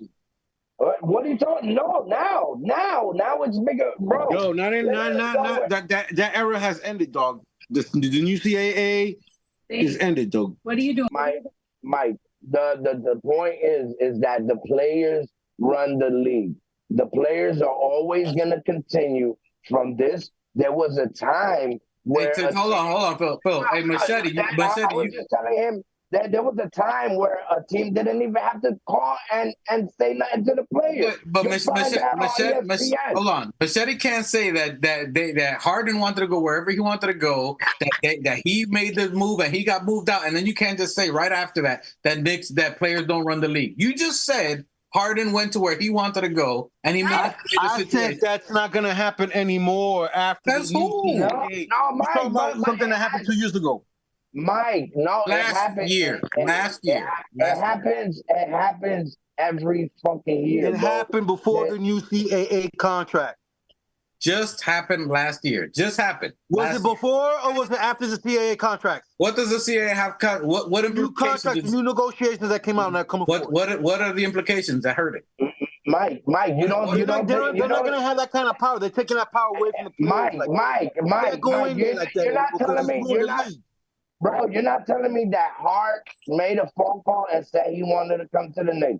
You're not telling me that that DiVincenzo didn't call and say, "Hey, I want to go to the fucking Knicks." DiVincenzo is not a superstar like Harden or LeBron. Hold on. Those guys can do that.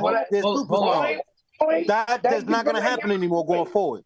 So Machete, you're not telling me that Jalen Brunson sitting courtside with Mikal Bridges a week ago after their game, that has nothing to do with it, that he hasn't told Leon Rose that, yo, I really want to play with my boy, make it happen, and then he called Brooklyn, and Brooklyn was like, yo, I don't want Grimes. Grimes not playing well. I want DeJounte Murray or get me somebody else that happens to be a Clutch Sports client, and they say, you know what?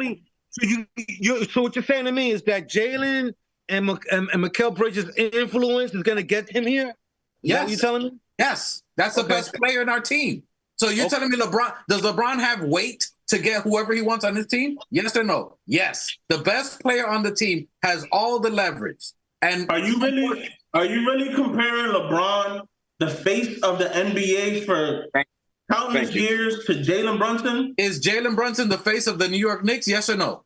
Is he the face of the league? Is he the face of the Knicks? Is he the face of the league?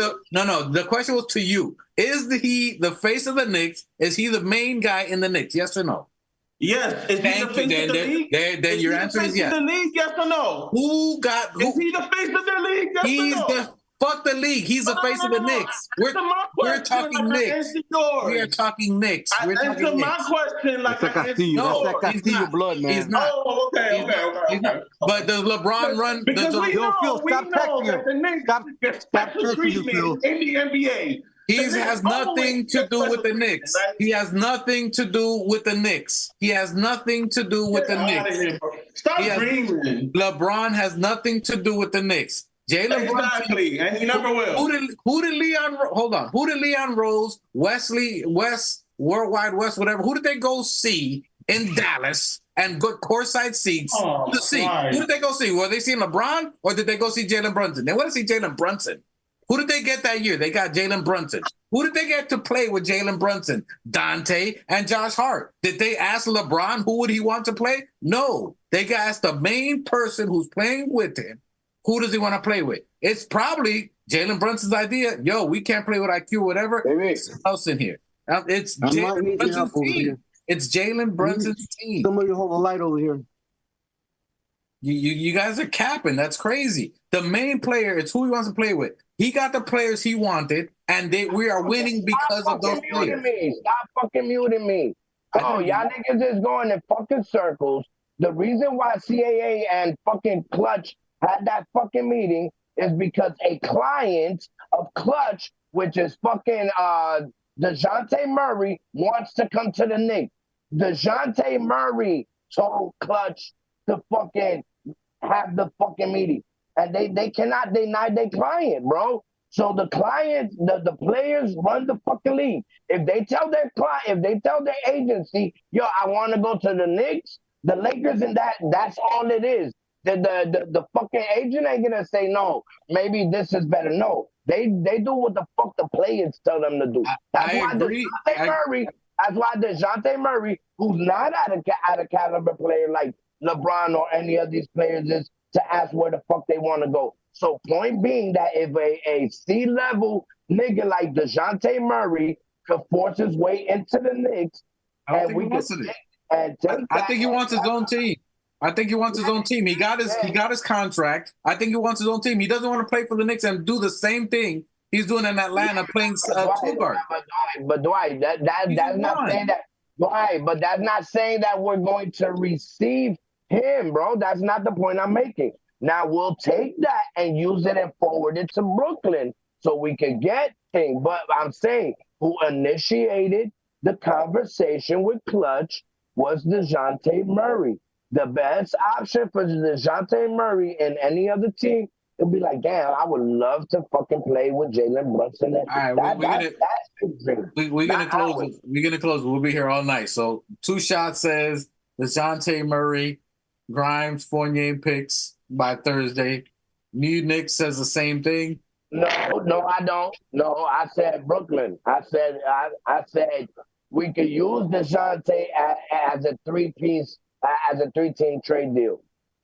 But I always like. I thought you agreed with Two Shots. I said it earlier. I thought you agreed with me too. Okay. No, I did. But my number one pick is like I didn't see that option. If we could force Brooklyn to take DeJounte for that trade, yeah, that's my number one option. But if that doesn't happen, you think, but you still think DeJounte? You still think DeJounte? No. I think Leon Rose is gonna pull it off and bring Bridges home. That's point blank and simple. I could change my mind. Okay, I did initiate the 3-team trade, but my end goal was Bridges. I said it at the end. Now if you guys watch this, you repeat, we're going back. But it's okay, you can change your mind. We're not putting cement boots on you and throwing you over the boat. So, everybody has a chance to change, as Nick Nation typically does. Machete's in the case of standing pat. I also think we stand pat. I also think that we keep Fournier. I'm in the camp of that we even extend Fournier. Oh, my God.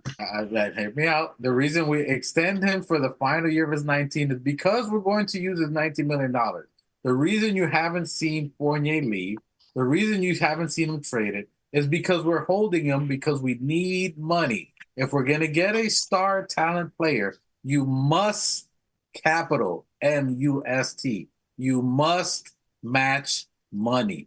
If you get rid of Fournier, that means you have to include iHeart, Josh Hart, Dante, Deuce, Sims, and we are not trying to get rid of those. You must match money, which is the whole reason why you still see Evan here, which is if we don't make a move by Thursday, is the only reason you're still going to see Evan, possibly team option extended summer next year, and only to match money. Evan is not leaving because this is going to be the last time he could ever make this much bread. So he's not dumb enough to just take a buyout because just sit here, work on your game and relax because you're going to get $19 million. And we're going to use this to match money either for a Murray, either for a Donovan Mitchell, either for a Mikal Bridges. You cannot make any of those moves. Levine, anybody else. You cannot capital NOT. You cannot make any of those moves without Evan Fournier's money. His money is imperial, whatever. It's imperative for us to use his money to match salary plus picks. If you don't match salary, you will not get this type of talent you're talking about. So Evan Fournier will be here in the summer, but probably be here just after until we make that trade. I don't think we're making anything until Thursday. I don't see DeJounte Murray unless it's a 3-team deal trade. That's just my personal opinion. I love what my brothers were saying, Two Shots, and it very well please. I mean, most of Knicks Nations, a lot of people are talking. It makes a lot of sense of what Two Shot was saying. It makes a lot of sense what the new Knicks was saying. And I'm in the more of the camp of Machete Mig. What Machete Mig was saying, it was staying in pack. Could it be? It's going to be an interesting 4 days. We'll be back chatting with you guys. And we're going to be back here next Friday at 5 p.m. talking about who was right. And we're going to see. And guess what? We're still going to chop it up. We're still going to find something to debate and argue about. But at the end of the day, we still love each other, still talk some smack, still be a little saucy, still be a little bit smoky, still be a little sober, and still have a fun time, just like how you guys are. We appreciate it. Hey, you think JB and Harden and DiVincenzo like seeing they boy almost crying after that Brooklyn's game? The niggas, they ripped his heart out, and bro, he's depressed. You can't stand by him. Bro, that shit was beautiful. Yeah, they bought him a free Chipotle bowl. Yo, bro, I mean, you was so sad, bro. That shit was beautiful. Oh, we need to bring Bridges. Yeah, I mean, and connect them Let's mend the bridges. Let's mend. No, that was a dad joke. Let's mend the bridges. All right. Yeah. I'll take dad joke. Let's mend the bridges. Yeah, we definitely. I don't think Leon Rose is a sleeper, and I don't think he's gonna delay Jalen Brunson's timeline, especially the way he's seen them double down 30 times on JB yesterday. And having Bridges at the 2 gives us that height that we need. We don't need to switch up OG, you know what I mean? And Bridges is just as dangerous of a shooter and taller and more defensive than DiVincenzo. Yo, were you doing the outro? I was trying to listen again. We got the world's longest outros in the planet because this dude. Are you showing me some Pro Bowl NFL on the Knicks channel? Yeah. I just want to real quick touch on it. I know it's the Knicks channel, but I mean we got the game coming up soon next week. Ooh, where? Kansas City and 49ers. Oh, none of them are New York teams? Gee, sure, let's talk about them. I'm just saying, I just want a quick little 2 minutes. Kansas City I mean, if you were talking about that. My wife likes Kansas City. I like 49ers. Kansas City wins 33-14. None of them niggas is the Jets. None of them niggas is the Giants. You got Mikey in the background. Okay, we got. These are your Miami people. Like I know football teams over there. So what? Who I got? Let's talk about the next. Let's talk about who we're playing up next. I'm not a football nigga. Never have been. All right. Then let's talk about the schedule real quick. Who we playing next? I'm from We got Dallas. We got Orlando. We got Pacers again. Hold on. To entertain 2 shots. Phil, we know New Knicks. We know you don't pick anybody. Kansas City Chiefs or 49ers. Just whatever you go. Go. I guess Kansas City. Okay. Machete. Kansas City. He got Niners. All right. And Angelo, we know you like footballs. I heard you chiming in. Let the people hear you. Who do you got? KC and 49ers. And by how much? Damn. Okay. Okay, 2 shots. What you got? 2 shots. What you got? Everybody make your bets. I'm gonna go with my homie. I'm gonna say 34, like 34-28. I got Chiefs 33-14 because the NFL is 33-14. I got the most rigged league in the nation, or even though NBA is rigged too, but NFL for wow. Okay. Hey, I like that. Man, hey, you guys hear it? Hey, Friday. They play Sunday, so we get to talk. Was it Sunday? They play it Sunday? Yeah. No, not What time's the game? Oh, it's a night game, right? Oh, well, we're gonna have to speed the game up or something. We're gonna have to do something, but we'll see. We'll be back to talk. Who wins the smack talk? And to Machete, let's talk. Machete, you're looking at the games. Who do we got next up on deck, Machete? No, we got Memphis Tuesday. Then we got Dallas Thursday, and then the Pacers on Saturday. Those are going to be some games right there because Dallas already beat us last time. We got to get back. Is Kyrie out still? I got that one. Thursday, we got all I know is that we got the Grizzlies, and then we got Dallas, and then we got the Pacers. So we got that Thursday, Saturday game are games that and we got a couple of more games coming up. I believe Houston, and then towards the end of the month we're playing the Boston. So I'll look at the game. So Tuesday we got Memphis Grizzly. All right, we're real quick around you guys. 2 shots: a win or a loss at Memphis. And Memphis is 18-31. I got to win. They shorthanded. New Knicks, win or loss at Memphis. We start our win streak. All right. Machete, win or loss at Memphis? He said a win. I heard his spirit. He's rubbing his lucky rabbit's foot. I heard his spirit. His spirit spoke a 1. He's rubbing his lucky rabbit's foot, and he's got some incense. Doom, hitting a little doom. All right. So he said a win. All right. We definitely got to win against Grizzly. That's a dub. Then we got the Mavericks 2 days later. So Thursday, we got the Dallas Mavericks. Tough game. In that game, do we win? And is OG back for this game? 2 shots go. Is Kyrie out? It doesn't say. I'm assuming he's playing. Dallas, and does OG come back, and do we win? I think we're taking the L on that one. Taking an L. All right, new Knicks. Obviously, the Exaggerator's back at it again. Do the Knicks win? And is OG back? Wait. My pick is contingent on Kyrie playing. Let's say he plays. Then we taking the L. I think he plays. Okay. New Knicks. I think he plays. All right, Kyrie, Luka, helicopters, and all of that. We got the dub. Yeah, I mean, does OG number play? 2 on the win streak. Does OG play? We don't need him to play. Is he going to play that game? Your thoughts? I hope not. Okay. Machete, win, loss, or thoughts on the Dallas game? And does OG come back? Yo, that fucking Dallas game. We got Spirit says all those games are going to be in our house in MSG. We've been holding up. They're probably going to be tough. That Dallas game is going to be tough. They may have Luka if he's healthy, or they may have Ivory, whatever. But if they got both of them, Kyrie already beat him beat us by himself. Okay, so we got Grizzlies. That should be whatever. That should be a scratch right there. We got Dallas Thursday. Like I said, if we got the both of them coming in, hopefully OG's back. But even if we got OG and Grimes back, we better hope that happens at least for Thursday. And then we got the Pacers who are going to come back and try to smack us back because that was a really good game. That Pacers game was pretty tough.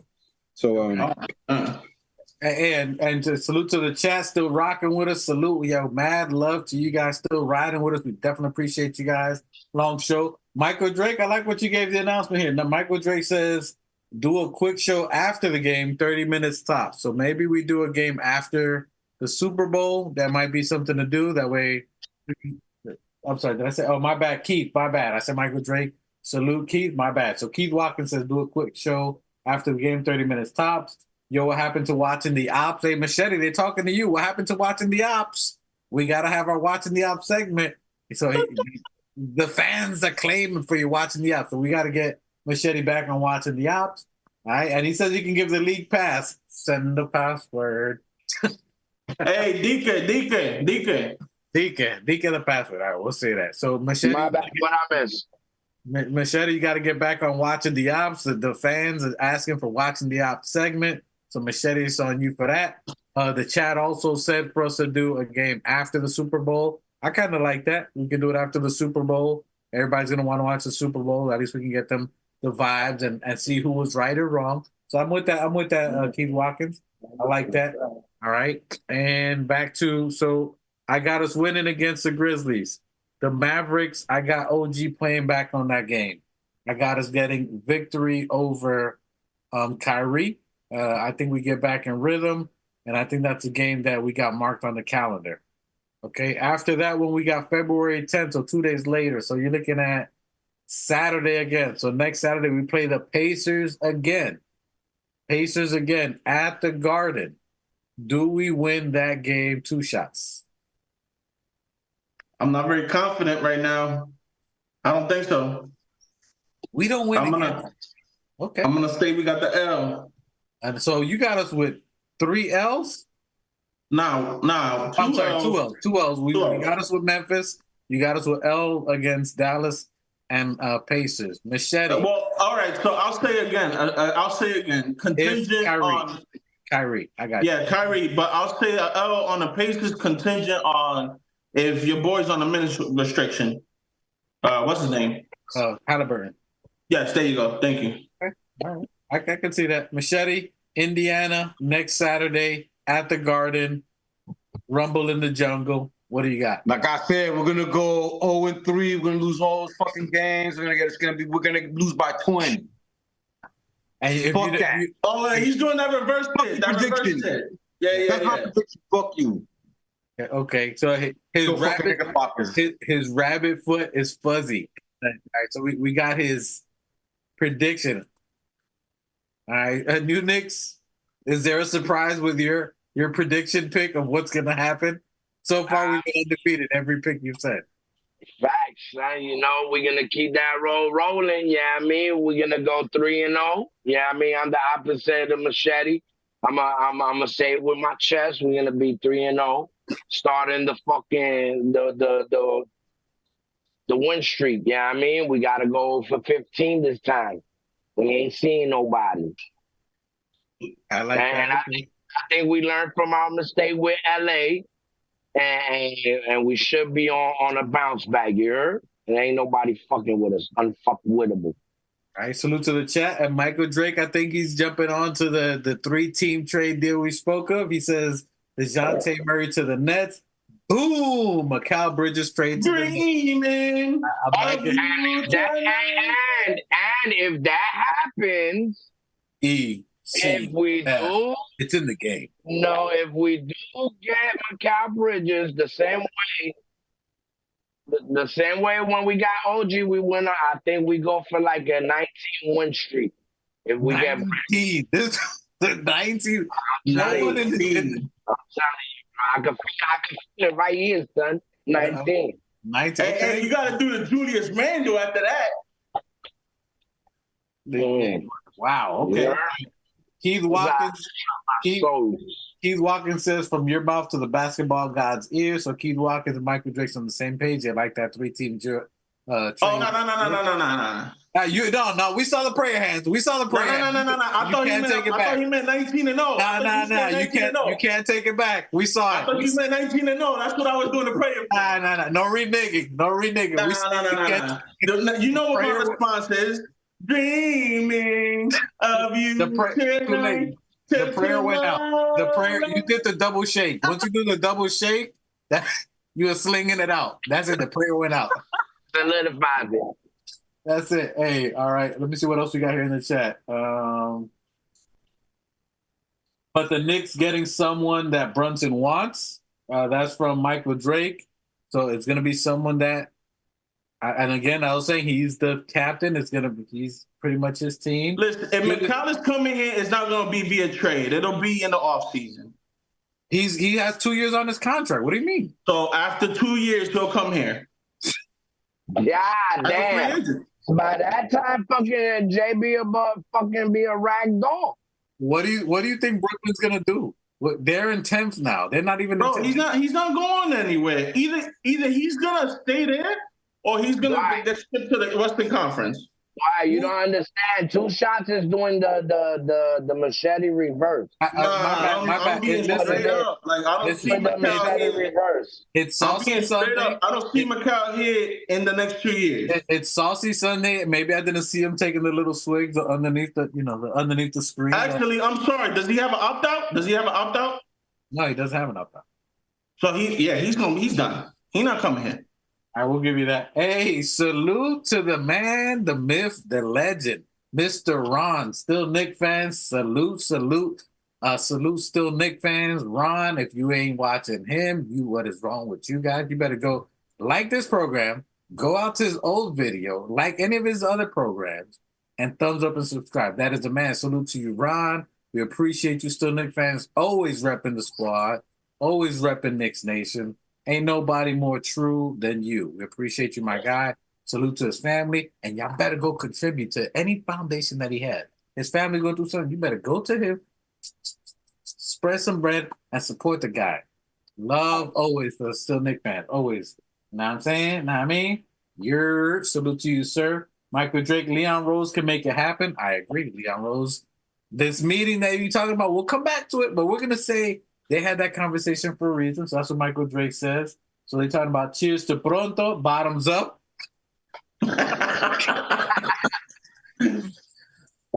Hey, salute to Keith. Keith said the 2 shots. Hey, I got the water today. I'm being good. All right. That's that Bacardi in the water bottle. We know what that is. Vodka, baby, vodka. It's also clear. We know what it is. Hey, salute to everybody in the chat. We appreciate you guys. We're going to see what happens Thursday. All these games from now till Thursday. So the game on Thursday night is going to be against the Mavericks.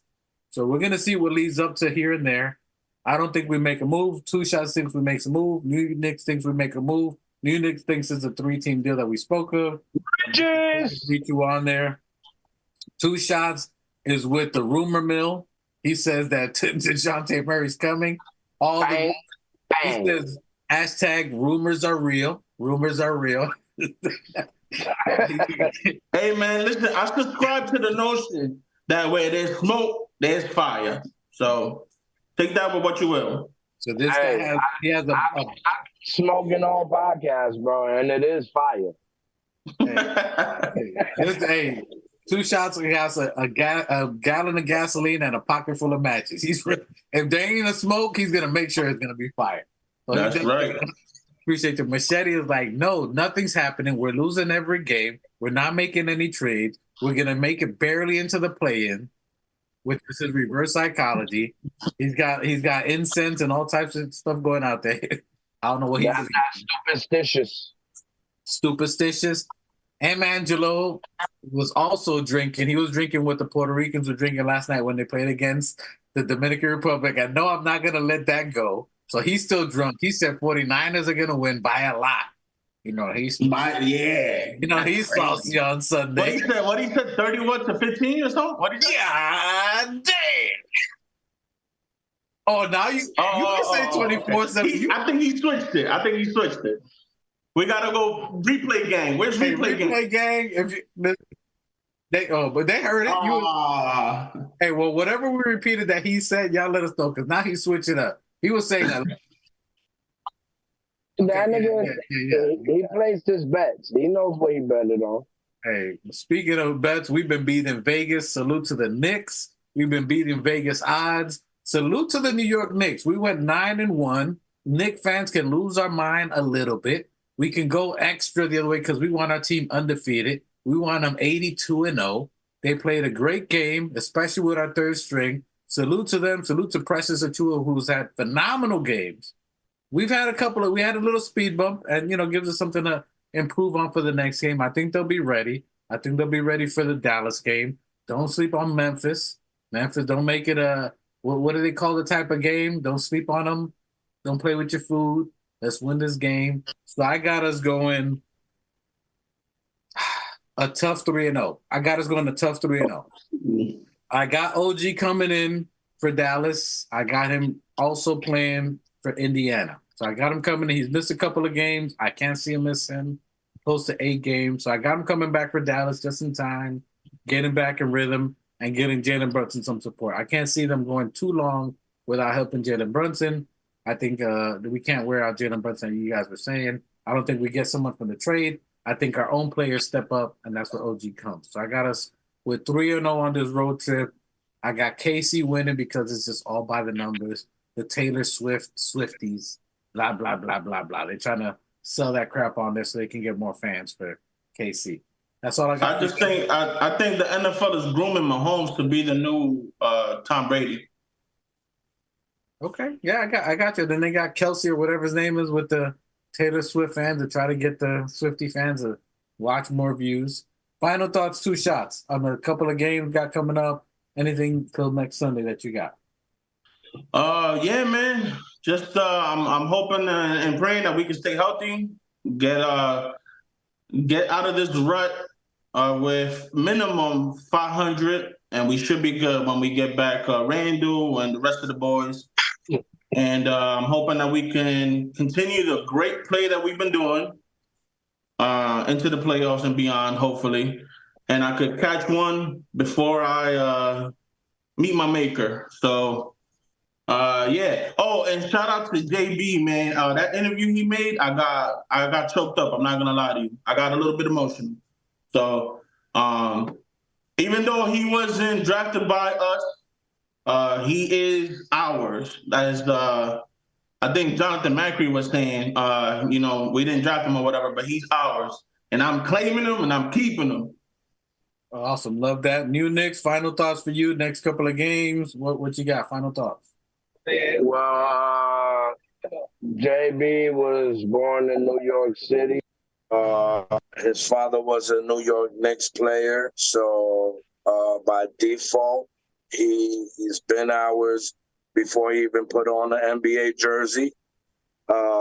Second of all, I think we're gonna stomp the shit out of everybody we go against, and want to give a shout out to Mike the Specialist for always holding us down, Machete Miggs. Yeah, I mean, 2 shots. Shout out to the chat. Shout out to Ron. He's always been a big supporter of the Organic Fanatics. Yeah, I mean, the biggest supporter. Shout out to Keith. Shout out to Dre. Everybody, yeah, I mean, greatly appreciate everybody. A full brim salute. Yeah, I mean, and yeah, rocking out. Our Knicks been kicking ass. We the #1 team in the city. We're the #1 team in the league. Ain't nobody better than us. Hey, I forgot to mention, like, comment, share, subscribe. Get us to 1,000 by the end of the year. No less. 1,000. Love that. Yo, God bless everybody. Have a great week. You know, be kind to one another. And, you know, prayers out to everybody. Always pray, you know, prayer changes everything. Put our trust in the Almighty. Peace. Love that. Appreciate that. And to my cousin, always I accent that right there. Praise to the Most High for always giving us an opportunity, a platform, putting us together, connecting us with y'all. Because if you're watching this, it was meant for him to put us in your perspective and your vision on there. We ain't always right, but we always look to be right with the Most High. Appreciate that. Salute to 2 Shots. Appreciate you for always coming through. My brother, mi sangre. Yo, my peoples love you. My brother, the new Knicks, sangre forever. My life, my brother, my kin, my twin. Love you forever. Appreciate all your feedback. Machete, my older cousin. Without you, ain't no views. You set the format, set the foundation. Appreciate you. My love.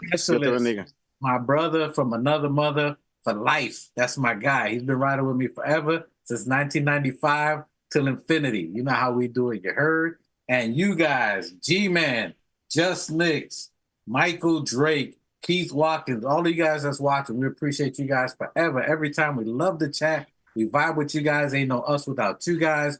Replay gang, if you're watching this, go back. If you're watching this live, just go hit a thumbs up. It's all right. It may change your algorithm, but for the better. Ready? Give a like, give a subscribe. Salute to you guys.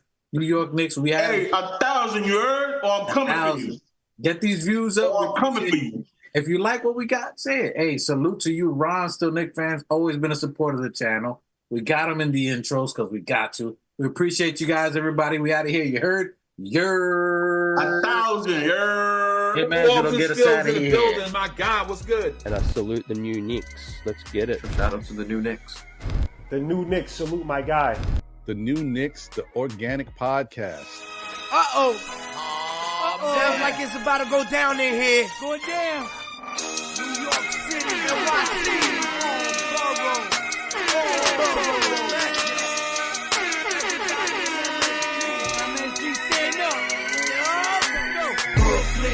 In the Bronx, Manhattan, Queens, what you want? We want the Knicks. We want the Knicks. We want the Knicks. We want the Knicks.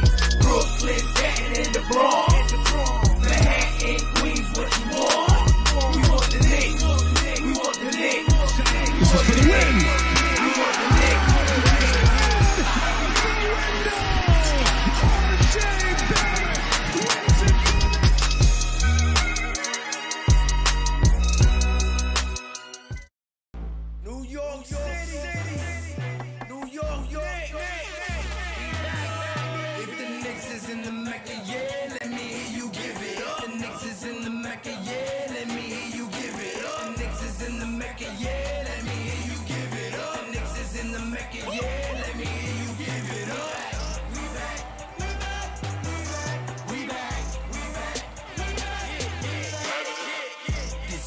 City, home of the Knicks, baby. Yeah, we back on track.